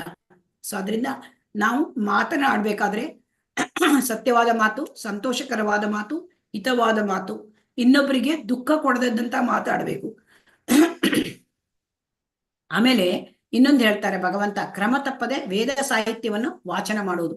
ಈಗ ನಾವು ವೈದಿಕ ಸಾಹಿತ್ಯ ಅಂದ್ರೆ ಭಗವದ್ಗೀತೆ, ಶ್ರೀಮದ್ ಭಾಗವತಂ, ಇದನ್ನ ನಾವು ಪ್ರತಿನಿತ್ಯವೂ ವಾಚನ ಮಾಡ್ಬೇಕಂತೆ. ಇದು ಕೂಡ ಮಾತಿನ ತಪಸ್ಸು. ನಾವು ತಪಸ್ ಮಾಡ್ಬೇಕಾದ್ರೆ ಕಾಡಿಗೆ ಹೋಗ್ಬೇಕಾಗಿಲ್ಲ. ಸಾರಿ, ತಪಸ್ ಮಾಡ್ಬೇಕಾದ್ರೆ ನಮ್ಮ ಮನೇಲೆ ಕುತ್ಕೊಂಡು ಭಗವದ್ಗೀತೆ ಭಾಗವತ ಓದಿದ್ರೆ ಅದೇ ತಪಸ್ಸು. ಅದು ಯಾವ ತಪಸ್ಸು? ಮಾತಿನ ತಪಸ್ಸು ಅಂತ ಹೇಳ್ತಾ ಇದ್ದಾರೆ. ಮತ್ತೆ ನಾವು ಆಧ್ಯಾತ್ಮಿಕ ವಲಯದಲ್ಲಿ ಮಾತಾಡ್ತಾ ಇರ್ತೇವೆ, ಅವಾಗ ಧರ್ಮಗ್ರಂಥಗಳು ಏನ್ ಹೇಳ್ತದೆ ಅದನ್ನ ನಾವು ಕೋಟ್ ಮಾಡಬೇಕು. ನಾವು ಏನ್ ಹೇಳ್ತೇವೆ ಅದಕ್ಕೆ, ಅದು ಧರ್ಮಗ್ರಂಥದಲ್ಲಿ ಯಾವುದಕ್ಕೆ ಅದಕ್ಕೆ ಸಪೋರ್ಟ್ ಇರಬೇಕು, ಸಮರ್ಥನೆ ಇರಬೇಕು. ಅದನ್ನ ಇಲ್ಲದೆ ಸುಮ್ಮನೆ ನಾವು ನಮ್ಮ ಮನಸ್ಸಿಗೆ ಸಿಕ್ತು ಅಂತ ನಾವು ಆಧ್ಯಾತ್ಮಿಕ ವಲಯದಲ್ಲಿ ಅದನ್ನ ಮಾತಾಡ್ಲಿಕ್ಕೆ ಬರೋದಿಲ್ಲ. ಸೊ ಹಾಗಾಗಿ ಇಲ್ಲಿ ಮಾತಿನ ತಪಸ್ಸನ್ನ ನಮಗೆ ಹೇಳಿದ್ದಾರೆ. ಈಗ ಮನಸ್ಸಿನ ತಪಸ್ಸು, ಈ ಮನಸ್ಸಿನ ತಪಸ್ಸು ಹೇಳ್ತಕ್ಕಂಥದ್ದು ತುಂಬಾ ಮುಖ್ಯವಾದದ್ದು. ಯಾಕೆಂದ್ರೆ ಈ ಮನಸ್ಸು ಯಾರಿಗೂ ಕೂಡ ಅದು ಕಾಣಿಸುವುದಿಲ್ಲ. ಕಾಣಿಸುತ್ತಾ ಮನಸ್ಸು? ಕಾಣಿಸುವುದೇ ಇಲ್ಲ ಅಲ್ವಾ? ಸೊ ಹಾಗಾಗಿ ಈ ಮಾತನಾಡೋದಾದ್ರೂ ಜನರಿಗೆ ಕೇಳುತ್ತೆ, ಗೊತ್ತಾಗುತ್ತೆ. ಆದ್ರೆ ಮನಸ್ಸಿನ ತಪಸ್ಸು ಅದು ಬಹಳ ಕಷ್ಟ. ಯಾಕಂದ್ರೆ ಅದು ಗೊತ್ತಾಗ್ತಕ್ಕಂಥದ್ದು ಪರಮಾತ್ಮ ರೂಪಿ ಭಗವಂತನಿಗೆ ಗೊತ್ತಾಗ್ಬಿಡುತ್ತೆ. ಯಾಕಂದ್ರೆ ಅವನು ಅಲ್ಲೇ ನಮ್ಮ ಹೃದಯದಲ್ಲಿ ಪರಮಾತ್ಮನಾಗಿ ಇದ್ದಾನೆ. ಇಲ್ಲಿ ಏನ್ ಹೇಳ್ತಾನೆ ಕೃಷ್ಣ ಭಗವಂತ ನೋಡೋಣ. ಮನಃ ಪ್ರಸಾದ ಸೌಮ್ಯತ್ವಂ ಮೌನಂ ಆತ್ಮ ವಿನಿಗ್ರಹ ಭಾವ ಸಂಶುದ್ಧಿ ಇತ್ಯೇತತ್ ತಪೋ ಮಾನಸ ಮುಚ್ಯತೆ. ಮನಸ್ಸಿನ ತಪಸ್ಸು, ಮನಸ್ಸಿನ ಪ್ರಸಾದತೆ, ಸರಳತೆ, ಮೌನ, ಆತ್ಮ ಸಂಯಮ ಮತ್ತು ಅಸ್ತಿತ್ವದ ಶುದ್ಧಿ, ಇವು ಮನಸ್ಸಿನ ತಪಸ್ಸು. ಕೃಷ್ಣ ಏನ್ ಹೇಳ್ತಾನೆ ನಮಗೆ? ಭಗವಂತ ಏನ್ ಹೇಳ್ತಾನೆ? ಮನಸ್ಸಿನಿಂದ ತಪಸ್ಸನ್ನು ಮಾಡಿ. ನೀವು ಯಾವ ರೀತಿ ಮಾಡ್ಬೇಕು? ನಾವು ಮನಸ್ಸಿನ ತಪಸ್ಸು, ಮನಸ್ಸಿಗೆ ಶಿಕ್ಷಣ ಕೊಡಬೇಕು ಅಂತ ಶ್ರೀಲ ಪ್ರಭುಪಾದರು ಹೇಳ್ತಾರೆ. ಎಲ್ಲಿ? ಭಾವಾರ್ಥದಲ್ಲಿ ಹೇಳ್ತಾರೆ. ಯಾವ ರೀತಿ ಶಿಕ್ಷಣ ಕೊಡಬೇಕು ಮನಸ್ಸಿಗೆ? ಮನಸ್ಸಿಗೆ ಶಿಕ್ಷಣ ಕೊಡೋದಂದ್ರೆ ಇಂದ್ರಿಯ ಭೋಗದಿಂದ ದೂರ ಇರಬೇಕು, ಅದು ಶಿಕ್ಷಣ. ಆಮೇಲೆ ಇತರರಿಗೆ ಒಳಿತಾಗುವಂತೆ ಯೋಚಿಸಬೇಕು. ನಾವು ಏನ್ ಯೋಚನೆ ಮಾಡ್ತೇವೆ ಅದು ಬೇರೆಯವರ ಹಿತವನ್ನೇ ಮಾಡಬೇಕು. ಅದನ್ನ ನಮಗೆ ಬಹಳ ಕಷ್ಟ ಆಗತ್ತೆ. ನಾವು ಬೇರೆಯವರ ಹಿತವನ್ನ ಬಯಸುವುದೇ ಇಲ್ಲ. ಬಯಸ್ತೇವಾ? ಹರೇ ಕೃಷ್ಣ. ಬೇರೆಯವ್ರಿಗೆ ಒಳ್ಳೇದಾಯ್ತು ಅಂದ್ರೆ ನಮ್ಗೆ ಅಸೂಯೆ ಹುಟ್ಟುತ್ತೆ ಅಲ್ವಾ? ಅಲ್ವಾ? ಇಲ್ಲ ಮಾತಾಜಿ. ಕೃಷ್ಣ ಪ್ರಜ್ಞೆಗೆ ಬಂದ್ಮೇಲೆ ಸ್ವಲ್ಪ ಕಡಿಮೆ ಆಗಿದೆ ಅಲ್ವಾ? ಹೌದು ಮಾತಾಜಿ, ಹೌದು ಮಾತಾಜಿ. ನಾನು ಕೇಳ್ತಾ ಇರೋದು ಕೃಷ್ಣ ಪ್ರಜ್ಞೆಗೆ ಬರೋಕ್ಕಿಂತ ಮುಂಚಿನ ನಮ್ಮ ವ್ಯವಹಾರ. ಬೇರೆಯವ್ರಿಗೆ ಒಳ್ಳೇದಾಯ್ತು ಅಂದ್ರೆ ನಮ್ಗೆ ಕೆಲವರಿಗೆ ನೋಡ್ಲಕ್ ಆಗಲ್ಲ. ಸೊ ಅದರಿಂದ ಇಲ್ಲಿ ಏನ್ ಹೇಳ್ತಾ ಇದ್ದಾರೆ? ಶಿಕ್ಷಣ ಕೊಡ್ಬೇಕಂತೆ. ಬೈ ಫೋರ್ಸ್ಫುಲಿ ನಮ್ಗೆ ಮನಸ್ಸಿಗೆ ಹೇಳ್ಬೇಕು, ಇನ್ನೊಬ್ಬರಿಗೆ ಒಳ್ಳೇದಾಗಂಗ ನಾವು ಯೋಚನೆ ಮಾಡ್ಬೇಕು, ಬೇರೆಯವರಿಗೆ ಒಳ್ಳೇದಾಗಬೇಕು, ಆ ರೀತಿ ಯೋಚನೆ ಮಾಡ್ಬೇಕಂತೆ. ಮತ್ತೆ ವೈದಿಕ ಸಾಹಿತ್ಯದ ಕಡೆಗೆ ಮನಸ್ಸನ್ನು ತಿರುಗಿಸುವುದು.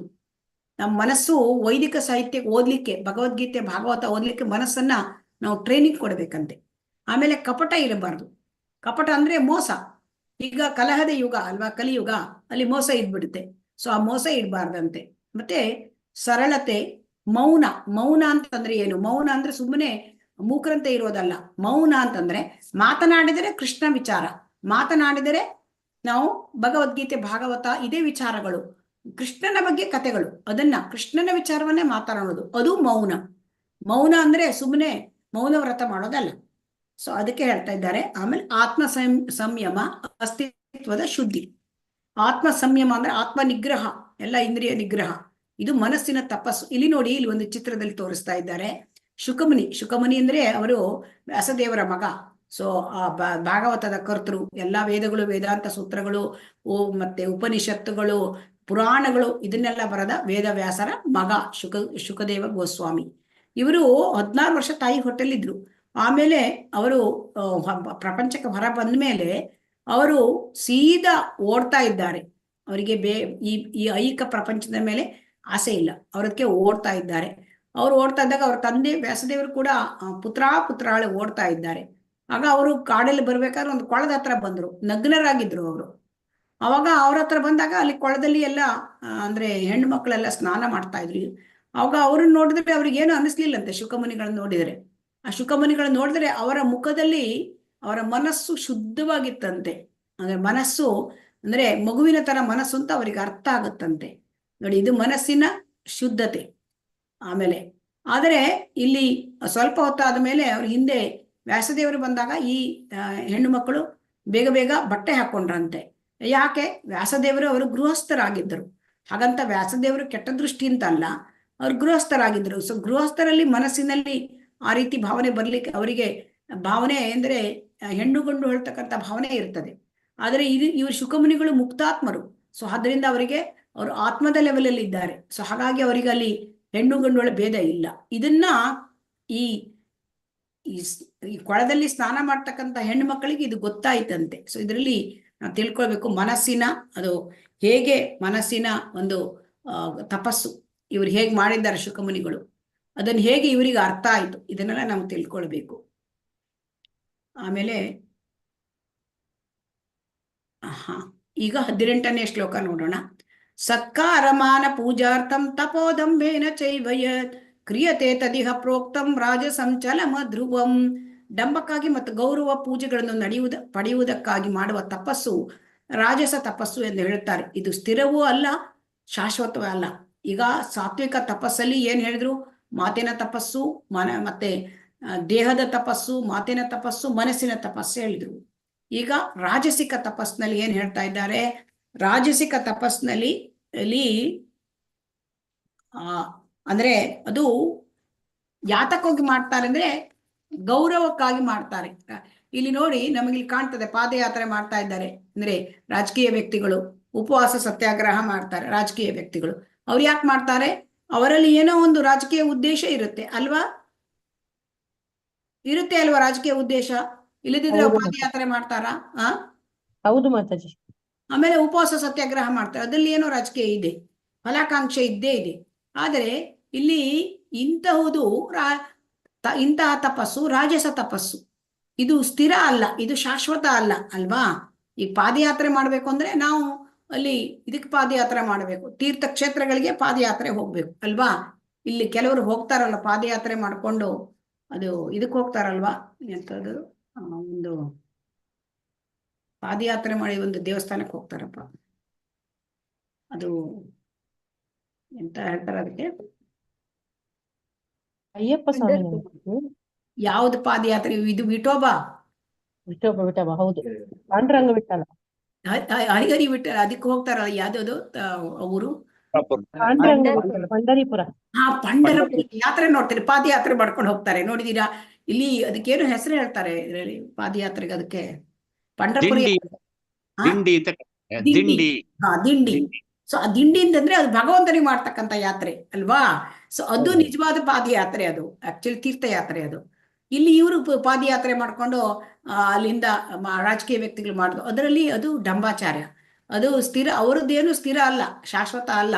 ಆದ್ರೆ ಯಾರು ಪಾದಯಾತ್ರೆ ಮಾಡ್ಕೊಂಡು ಭಗವಂತನ ತೀರ್ಥಕ್ಷೇತ್ರಕ್ಕೆ ಹೋಗ್ತಾರೆ ಅದು ನಿಜವಾದ ಯಾತ್ರೆ. ಸೊ ಹಾಗಾಗಿ ಇಲ್ಲಿ ಈ ರೀತಿ ಹೇಳ್ತಾ ಇದ್ದಾರೆ ಭಗವಂತ, ರಾಜಸ ತಪಸ್ಸು ಇದು ನೋಡೋಣ 19ನೇ ಶ್ಲೋಕ. ಮೂಢಗ್ರಾಹೇಣಾತ್ಮನೋ ಯತ್ ಪೀಡಯ ಕ್ರಿಯತೆ ತಪಃ ಪರಸ್ಯೋತ್ಸಾಧನಾರ್ಥಂ ವಾ ತತ್ತಾಮಸಂ ಉದಾವೃತಂ.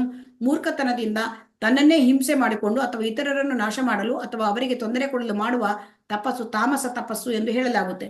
ಇಲ್ಲಿ ನೋಡಿ ಅಂತ ಘೋರ ತಪಸ್ಸು ಮಾಡಿದ್ದಾನೆ ಈ ಹಿರಣ್ಯಕಶಿಪು. ಘನಘೋರ ತಪಸ್ಸು ಸಾವಿರಾರು ವರ್ಷ ಮಾಡ್ತಾನೆ ತಪಸ್ಸು.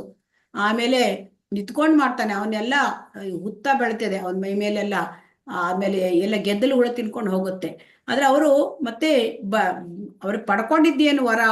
ಬ್ರಹ್ಮನಿಂದ ವರ ಪಡ್ಕೊಂಡಿದ್ದೇನು? ಅವರು ತಮಗೂ ತೊಂದರೆ ಮಾಡ್ಕೊಂಡ್ರು, ಆಮೇಲೆ ತಮಗೂ ತೊಂದರೆ ಮಾಡ್ಕೊಂಡ್ರು, ಮತ್ತೆ ಬೇರೆಯವರಿಗೂ ಅವರು ತೊಂದರೆ ಕೊಟ್ರು. ಯಾಕಂತಂದ್ರೆ ದೇವತೆಗಳಿಗೆಲ್ಲ ಅವರು ತುಂಬಾ ಇದು ಮಾಡಿದ್ದಾರೆ, ತೊಂದರೆ ಕೊಟ್ಟಿದ್ದಾರೆ. ಸೊ ಹಾಗಾಗಿ ಇವರು ತಮಗೂ ತೊಂದರೆ ತಂದ್ಕೊಂಡ್ರು. ಆದ್ರೆ ಸಾಧನೆ ಮಾಡಿದ್ದೇನು? ಏನೂ ಇಲ್ಲ. ನರಸಿಂಹ ದೇವರಿಂದ ಹತರಾದ್ರು, ಅವರೇನು ಅಮರರಾಗ್ಲಿಲ್ಲ, ಏನೂ ಇಲ್ಲ. ಸೊ ಇಂತಹ ತಪಸ್ಸಿನಿಂದ ಅವರಿಗೂ ಒಂದು ಒಳ್ಳೇದಾಗುವುದಿಲ್ಲ, ಹಿಂಸೆ, ಬೇರೆಯವರಿಗೂ ಕೂಡ ಅವರು ಒಳ್ಳೆದನ್ನು ಮಾಡೋದಿಲ್ಲ. ಸೊ ಇಂತಹ ತಪಸ್ಸನ್ನು ತಾಮಸಿಕ ತಪಸ್ಸು ಅಂತ ಹೇಳ್ತಾರೆ. ಇಲ್ಲಿ ದಾನದ ಬಗ್ಗೆ ಹೇಳ್ತಾ ಇದ್ದಾರೆ ಈ ಶ್ಲೋಕದಿಂದ. 20ನೇ ಶ್ಲೋಕ. ದಾತವ್ಯಮಿತಿ ಯದ್ದಾನಂ ದೀಯತೆ ಅನುಪಕಾರಿಣೆ ದೇಶೇ ಕಾಲೇ ಚ ಪಾತ್ರೇ ಚ ತದ್ದಾನಂ ಸಾತ್ವಿಕಂ ಸ್ಮೃತಂ.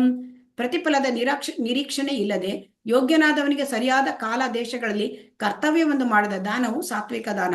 ಇದು ಬಹಳ ಮುಖ್ಯ. ದಾನದ ಬಗ್ಗೆ ಹೇಳ್ತಾ ಇರೋದು. ಈಗ ನಮಗೇನ್ ಕಾಣ್ತದೆ, ದಾನ ಅಂದ್ರೆ ಏನ್ ಬೇಕಾದ್ರು ಯಾರಿಗೆ ಬೇಕಾದ್ರು ಕೊಟ್ಟರು ಅದು ದಾನ ಅಂತ ಅನಿಸ್ಬಿಡುತ್ತೆ ಅಂತ ನಾವು ತಿಳ್ಕೊಳ್ತಿದ್ದೇವೆ. ಆದ್ರೆ ಇಲ್ಲಿ ಕೃಷ್ಣ ಏನ್ ಹೇಳ್ತಾ ಇದ್ದಾನೆ, ದಾನವನ್ನು ನಾವು ಸತ್ವಗುಣದಲ್ಲಿ ಮಾಡಬೇಕು. ದಾನದಲ್ಲಿಯೂ ಕೂಡ 3 ಗುಣಗಳಿದೆ ಅಂತ ಹೇಳ್ತಾ ಇದ್ದಾರೆ. ನಮ್ಗೆ ದಾನ ಅಂದ್ರೆ 3 ಗುಣ ಇದೆ ಅಂದ್ರೆ ಅರ್ಥ ಆಗೋದಿಲ್ಲ.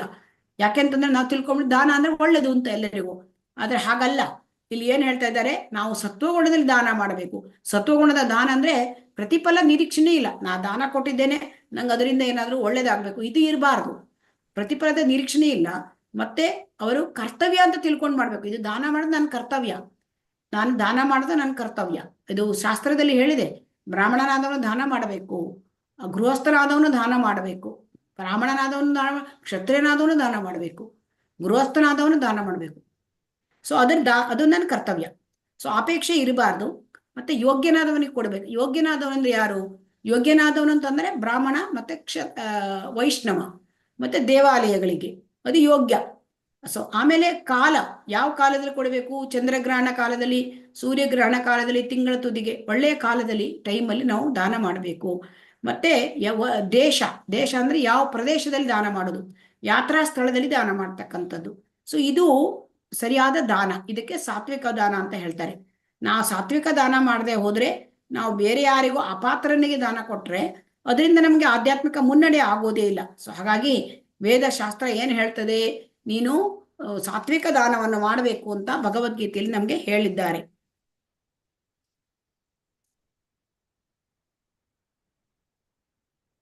ನಾವು ವಿವೇಚನೆ ಇಲ್ಲದೆ ದಾನ ಮಾಡಿದ್ರೆ ಅಥವಾ ಅದು ಏನೋ ಅಂದ್ರೆ ನಾವು ಯಾರಿಗಾದರೂ ದಾನವನ್ನು ಅಯೋಗ್ಯರಿಗೆ ಕೊಟ್ರೆ ಅವರು ಅದನ್ನ ದುರುಪಯೋಗ ಪಡ್ಕೊಂಡು ಅವರು ಅದನ್ನ ಅಂದ್ರೆ ಏನಾದರೂ ಕೆಟ್ಟ ವಿಚಾರಗಳಿಗೆ ತಮ್ಮ ಕೆಟ್ಟ ಚಟಗಳಿಗೆ ಉಪಯೋಗಿಸ್ಕೊಂಡ್ರೆ ಸ್ಮೋಕಿಂಗ್ ಮಾಡ್ಲಿಕ್ಕೆ ಅಥವಾ ಮಾಂಸ ತಿನ್ಲಿಕ್ಕೆ ಅದ್ರ ಪಾಪ ನಮಗ್ ಬರ್ತದೆ ಅಂತೆ. ಸೊ ಹಾಗಾಗಿ ದಾನ ಕೊಡ್ಬೇಕಾದ್ರೆ ನಾವು ಒಳ್ಳೆಯವರಿಗೆ ಪಾತ್ರನಿಗೆ ದಾನ ಕೊಡಬೇಕು. ಯತ್ತು ಪ್ರತ್ಯುಪಕಾರಾರ್ಥಂ ಫಲಂ ಉದ್ದೇಶ್ಯ ವಾ ಪುನಃ ದೀಯತೆ ಚ ಪರಿಕ್ಲಿಷ್ಟಂ ತದ್ದಾನಂ ರಾಜಸಂಸ್ಮೃತಂ. ಆದರೆ ಪ್ರತ್ಯುಪಕಾರದ ಬಯಕೆಯಿಂದ ಅಥವಾ ಕರ್ಮಫಲಾಪೇಕ್ಷೆಯಿಂದ ಅಥವಾ ಇಷ್ಟವಿಲ್ಲದೆ ನೀಡುವ ದಾನವನ್ನು ರಾಜಸ ದಾನ ಅಂತ ಹೇಳ್ತಾರೆ. ರಾಜಸ ದಾನ ಅಂದ್ರೆ ನಮ್ಗೆ ಫಲಾಪೇಕ್ಷೆ ಇದೆ. ಏನ್ ಫಲ? ಈಗ ನಾವು ಈಗ ಕರೋನಾ ಟೈಮಲ್ಲೆಲ್ಲ ಎಷ್ಟೋ ಜನ ದಾನ ಮಾಡಿದ್ರಲ್ವಾ, ಅವ್ರು ದಾನ ಮಾಡ್ಬೇಕಾದ್ರೆ ನೋಡಿ ಹೇಗೆ ಚಿತ್ರದಲ್ಲಿ ತೋರಿಸ್ತಾ ಇದ್ದಾರೆ. ಈ ಬಡವರಿಗೆ ಹೇಗೆ ದಾನ ಮಾಡ್ಬೇಕಾದ್ರೆ ಈ ಫೋಟೋ ಸೆಲ್ಫಿ ಫೋಟೋ ತಕೊಂಡಿದ್ದಾರೆ. ಆ ಸೆಲ್ಫಿ ಫೋಟೋ ತಗೊಂಡು ತಮ್ಮ ಗ್ರೂಪಲ್ಲಿ ಎಲ್ಲರಿಗೂ ಫಾರ್ವರ್ಡ್ ಮಾಡ್ತಾರೆ. ಯಾಕೆ? ತಾ ಇಷ್ಟು ದಾನ ಮಾಡಿದೆ ಅಂತ ಒಂದು ರೀತಿ ಹೆಮ್ಮೆಯಿಂದ ಹೆಸರು ಬರಲಿ ಹೇಳಿ. ಆದರೆ ಅದು ಹಾಗಿದ್ದರೆ ಅದು ರಾಜಸ ಗುಣ ಆಗುತ್ತೆ, ರಾಜಸ ದಾನ ಆಗುತ್ತೆ. ಆದರೆ ನಾನು ಮಾಡಿದ್ರಿಂದ ಬೇರೆಯವರು ಅಂದ್ರೆ ಇದರಿಂದ ಒಳ್ಳೆ ಪ್ರೇರಿತರಾಗಿ ಅವರು ಕೂಡ ಇನ್ನೂ ಚೆನ್ನಾಗಿ ಮಾಡ್ಲಿ, ಅದಾದ್ರೆ ಒಳ್ಳೆ ದಾನ ಆಗುತ್ತೆ. ಆದರೆ ಏನಾಗುತ್ತೆ, ಇವರು ಉಪಯೋಗಿಸ್ಕೊಂಡವರು ಅವರು ಈ ತರ ಅಂದ್ರೆ ಈ ಹಣವನ್ನು ದಾನ ಮಾಡಿದ್ರೆ ಅವರು ತಪ್ಪು ಉಪಯೋಗ ಮಾಡ್ಕೊಳ್ಬಹುದು. ಸೊ ಹಾಗಾಗಿ ಇಲ್ಲಿ ರಾಜಸಿಕ ದಾನ ಅದನ್ನ ನನ್ನ ಒಂದು ಕರ್ಮ ಫಲಾಪೇಕ್ಷೆಯನ್ನ ಮಾಡಿದ ದಾನ.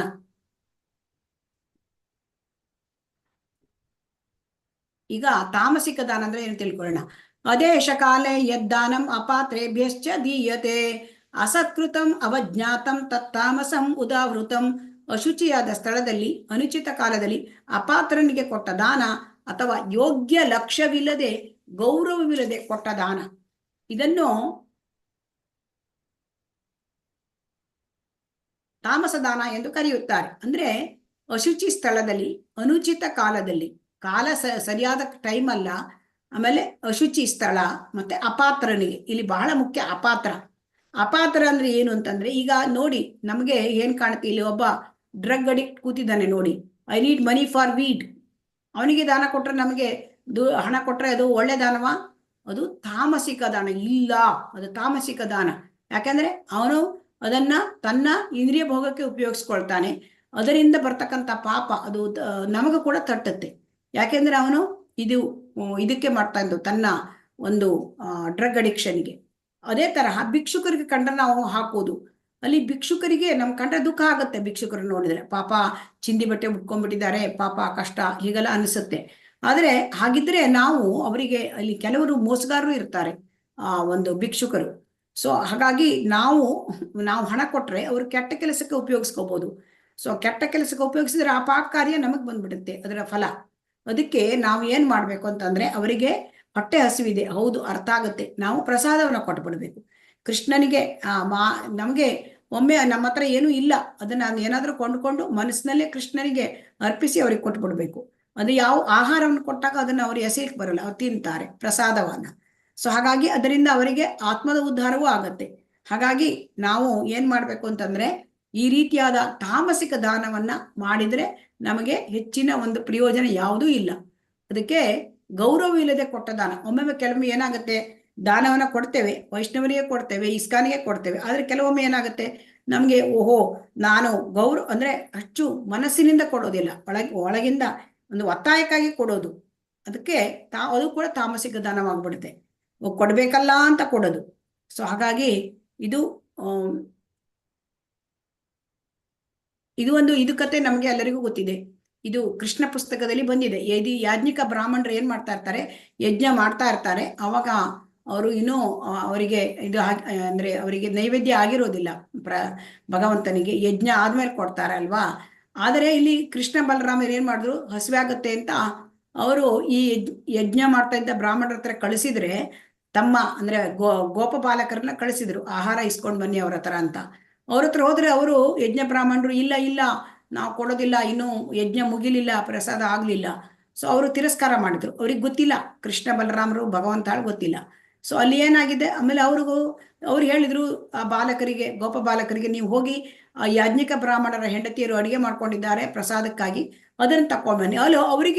ಅಲ್ಲಿ ಹೋದಾಗ ಗೋಪಬಾಲಕರು ಅಲ್ಲಿ ಹೋದಾಗ, ಹೌದಾ ಕೃಷ್ಣ ಬಲರಾಮರಿಗೆ ಹಸಿವಾಗಿದೆಯಾ, ಓಕೆ ನಾನು ಈಗಲೇ ಕೊಡ್ತೇನೆ ಅಂತ ಅವ್ರಿಗೆ ಗೊತ್ತಿದೆ ದೇವರು ಅಂತ. ಸೊ ಹಾಗಾಗಿ ಓಡೋಡಿ ಹೋದ್ರಂತೆ. ಯಜ್ಞಕ್ಕೂ ಕೂಡ ಅವರು ತಮ್ಮ ಗಂಡಂದ್ರಿಗೆ ಅಂದ್ರೆ ಹೇಳ್ದೇನೆ ಓಡೋಗಿ ಕೃಷ್ಣನಿಗೆ ಕೊಟ್ಟಿದ್ದಾರೆ. ಸೊ ಅವಾಗ ಏನಾಗ್ತದೆ, ಕೃಷ್ಣ ಖುಷಿ ಆಗ್ತದೆ. ಇಲ್ಲಿ ಇವರು ಯಾವ ವೇದಾಧ್ಯಯನ ಮಾಡಲಿಲ್ಲ, ಆದರೆ ಭಗವಂತನಿಗೆ ಕೊಟ್ಟಿದ್ದಾರೆ. ಇವರು ಎಲ್ಲ ವೇದಾಧ್ಯಯನ ಮಾಡಿದ್ದಾರೆ, ಆದ್ರೂ ಕೂಡ ಅವರಿಗೆ ಭಗವಂತ ಅಂತಲೇ ಗೊತ್ತೇ ಆಗ್ಲಿಲ್ಲ. ಸೊ ಹಾಗಾಗಿ ಇಲ್ಲಿ ನಾವೇನ್ ತಿಳ್ಕೊಳ್ಳೋದಂದ್ರೆ, ಆಮೇಲೆ ಇವರಿಗೆ ಪಶ್ಚಾತ್ತಾಪ ಆಯ್ತಂತೆ, ಅಯ್ಯೋ ಕೃಷ್ಣ ಬಲರಾಮ ನಮ್ಗೆ ಗೊತ್ತೇ ಆಗ್ಲಿಲ್ಲ ಈ ತರ ಅಂತ. ಆದರೆ ಇಲ್ಲಿ ಅವರು ಬ್ರಾಹ್ಮಣ ಪತ್ನಿಯರು ಅಂದ್ರೆ ಯಾವ ವೇದಾಭ್ಯಾಸ ಮಾಡಿದ್ರು ಶ್ರೇಷ್ಠ ಅವರು ಶ್ರೇಷ್ಠವಾದ ದಾನವನ್ನ ಮಾಡಿದ್ದಾರೆ. ಇದು ಹರಿ ಓಂ ತತ್ಸತ್ 23ನೇ ಶ್ಲೋಕ.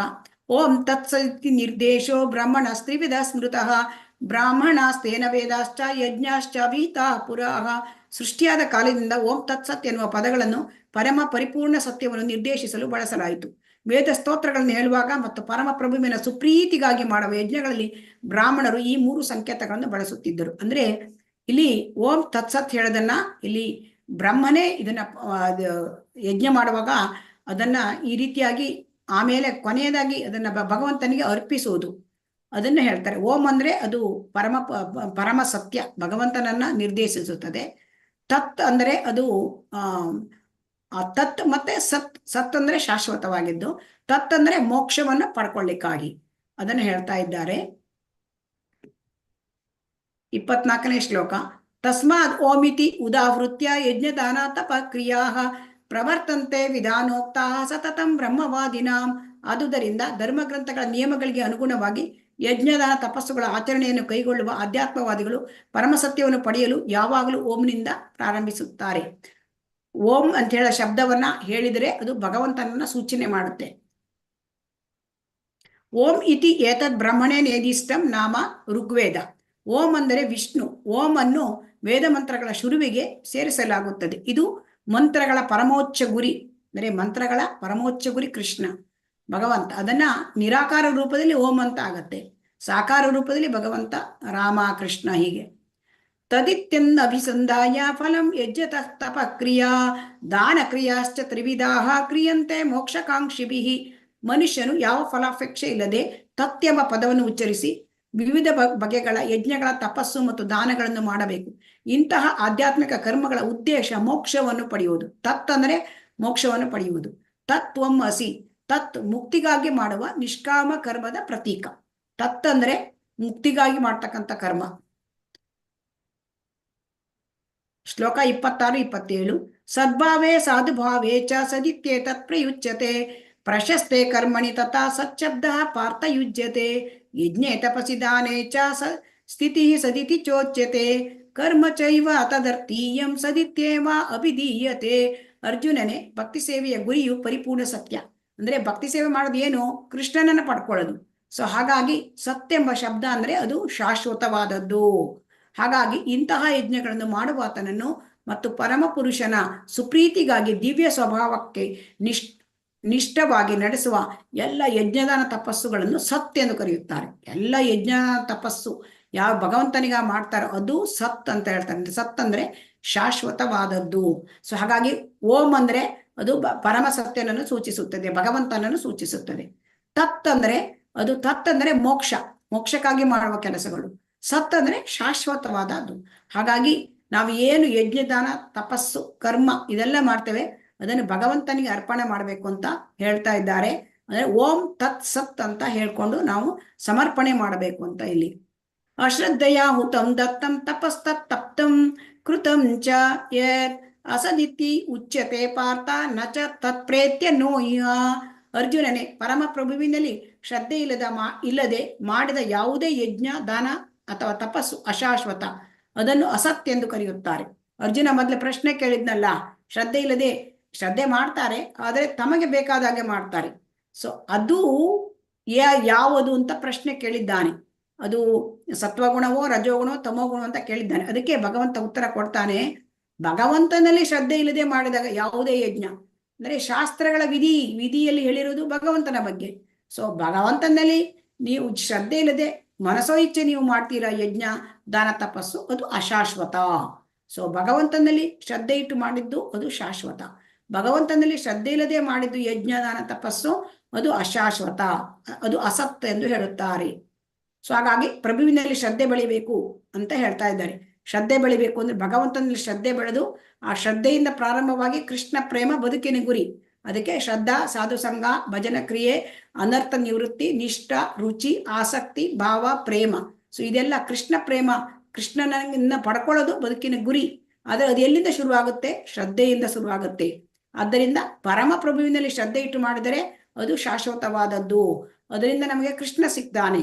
ಅದೇ ಪರಮ ಪ್ರಭುವಿನಲ್ಲಿ ಶ್ರದ್ಧೆ ಇಲ್ಲದೆ ನಮ್ಮ ಮನಸೋ ಇಚ್ಛೆ ಶ್ರದ್ಧೆಯಿಂದ ನಾವು ಮಾಡಿದರೆ ಅದಕ್ಕೆ ಯಾವ ಒಂದು ಇದು ಫಲನೂ ಇರುವುದಿಲ್ಲ. ಅದು ಅಶಾಶ್ವತ, ಅದು ಅಸತ್ ಅಂತ ಭಗವಂತ ಹೇಳಿದ್ದಾನೆ. ಹರೇ ಕೃಷ್ಣ. ಈ ಅಧ್ಯಾಯದ ಸಾರಾಂಶ, ಅನಧಿಕೃತ ಆರಾಧನೆ ಬಗ್ಗೆ ಅರ್ಜುನ ಪ್ರಶ್ನೆ ಕೇಳ್ತಾನೆ. ಏ ಶಾಸ್ತ್ರಂ ವಿಧಿ ಮುತ್ಸೃಜ್ಯ. ಈ ಶಾಸ್ತ್ರ ಪ್ರಕಾರ ಹೇಳಿದೆ ಹಾಗೆ ಅವನು ಮಾಡಿದರೆ, ಅವನು ಅಂದರೆ ಪೂಜೆಯನ್ನು ಮಾಡಿದರೆ ಅದು ಯಾವ ತರ ಆಗುತ್ತೆ ಅಂತ ಅರ್ಜುನ ಕೇಳಿದ್ರು. ಅದಕ್ಕೆ ಭಗವಾನ್ ಕೃಷ್ಣ ಏನು ಉತ್ತರ ಕೊಡ್ತಾನೆ? 3 ವಿಧಗಳಲ್ಲಿ ಒಬ್ಬರ ನಂಬಿಕೆ ಆಧಾರ. ಸತ್ವ, ರಜೋಗುಣ ಮತ್ತು ತಮಗುಣ. ಅದರಲ್ಲಿ ತ್ರಿವಿಧ ಭವತಿ ಶ್ರದ್ಧಾ ಅಂತ ಹೇಳಿದ್ರು. ಆಮೇಲೆ 3 ವಿಧದಲ್ಲಿ ಆಹಾರ, ಸಾತ್ವಿಕ ಆಹಾರ, ರಾಜಸಿಕ ಆಹಾರ, ತಾಮಸಿಕ ಆಹಾರ ತಿಳಿಸ್ಕೊಟ್ರು. 3 ವಿಧದಲ್ಲಿ ಯಜ್ಞ, ಸಾತ್ವಿಕ ಯಜ್ಞ, ರಾಜಸಿಕ ಯಜ್ಞ, ತಾಮಸಿಕ ಯಜ್ಞ. 3 ರೀತಿಯ ತಪಸ್ಸು. 3 ರೀತಿಯ ತಪಸ್ಸು ಅಂದ್ರೆ ಅಲ್ಲಿ ದೇಹದ ತಪಸ್ಸು, ಮಾತಿನ ತಪಸ್ಸು, ಮನಸ್ಸಿನ ತಪಸ್ಸು. 3 ವಿಧಾನಗಳಲ್ಲಿ ತಪಸ್ಸು ಅಂದ್ರೆ ಸಾತ್ವಿಕ ತಪಸ್ಸು, ರಾಜಸಿಕ ತಪಸ್ಸು, ತಾಮಸಿಕ ತಪಸ್ಸು. ಪೀಡಾಯ ಕ್ರಿಯತೆ ತಪಃ. 3 ವಿಧಾನಗಳಲ್ಲಿ ದಾನ ಅಂದ್ರೆ 3 ವಿಧಾನ ಅಂದ್ರೆ ಅಲ್ಲಿ ಸಾತ್ವಿಕ ದಾನ, ರಾಜಸಿಕ ದಾನ, ತಾಮಸಿಕ ದಾನ ಅಂತ ಹೇಳಿದ್ರು. ಅದೇಶ ಕಾಲೇ ಯದ್ದಾನಂ ಅಪಾತ್ರೆ. ಸೊ ಓಂ ತತ್ಸತ್. ಯಜ್ಞದಾನ ತಪಸ್ಸನ್ನು ಪರಮ ಪುರುಷರಿಗೆ ಅರ್ಪಿಸಬೇಕು ಅಂದ್ರೆ ಕೃಷ್ಣಾರ್ಪಣಂ ಅಂತ ಹೇಳ್ತೇವಲ್ಲ, ಅದೇ ಓಂ ತತ್ಸತ್ ಅಂದ್ರೆ ಭಗವಂತನಿಗೆ ನಾವು ಏನೇ ಮಾಡ್ಲಿ, ಯಜ್ಞ ಮಾಡ್ಲಿ, ದಾನ ಮಾಡ್ಲಿ, ತಪಸ್ ಮಾಡ್ಲಿ, ಅದನ್ನ ಪರಮ ಪುರುಷನಿಗೆ ಅರ್ಪಿಸಬೇಕು ಅಂತ ಈ ಅಧ್ಯಾಯದಲ್ಲಿ ಹೇಳ್ತಾರೆ. ಕೊನೆಯದಾಗಿ ಹೇಳ್ತಾರೆ ಓಂ ತತ್ಸತ್ ಅಂತ. ನಾವು ಮಾಡಿದ ಎಲ್ಲ ಯಜ್ಞ, ದಾನ, ಕರ್ಮ, ತಪಸ್ಸು ಇದೆಲ್ಲವನ್ನು ಭಗವಂತನಿಗೆ ಅರ್ಪಿಸಬೇಕು. ಆಗ ಅದೇನಾಗತ್ತೆ? ಆಧ್ಯಾತ್ಮಿಕೃತ ಆಗತ್ತೆ. ಇಲ್ಲದಿದ್ರೆ ನಾವು 3 ಗುಣಗಳಲ್ಲಿ ಇರ್ತೇವೆ. ಸೊ ಹಾಗಾಗಿ ನಾವು 3 ಗುಣಗಳಲ್ಲಿ ಇದ್ದು ಮಾಡಿದ ಯಜ್ಞ, ದಾನ, ತಪಸ್ಸು ಅದೆಲ್ಲ ಐಹಿಕ ಆಗತ್ತೆ. ಅದನ್ನ ನಾವು ಭಗವಂತನಿಗೆ ಅರ್ಪಣೆ ಮಾಡಿದರೆ ಆಧ್ಯಾತ್ಮಿಕೃತ ಆಗತ್ತೆ. ಅದಕ್ಕೆ ಶಾಶ್ವತವಾದ ಒಂದು ಇದು ಸಿಕ್ಕತ್ತೆ. ಭಗವಂತನ ಲೋಕಕ್ಕೆ ಹೋಗ್ಲಿಕ್ಕೆ, ಆಧ್ಯಾತ್ಮಿಕ ಧಾಮಕ್ಕೆ ಹೋಗ್ಲಿಕ್ಕೆ ನಮಗೆ ಅದು ಅನುಕೂಲ ಆಗತ್ತೆ ಅಂತ ಇಲ್ಲಿ ಹೇಳ್ತಾರೆ. ಭಗವಂತನಿಗಾಗಿ ಮಾಡಿದ ಯಜ್ಞಗಳಾಗತ್ತೆ ಅವಾಗ ಅದು. ಹರೇ ಕೃಷ್ಣ.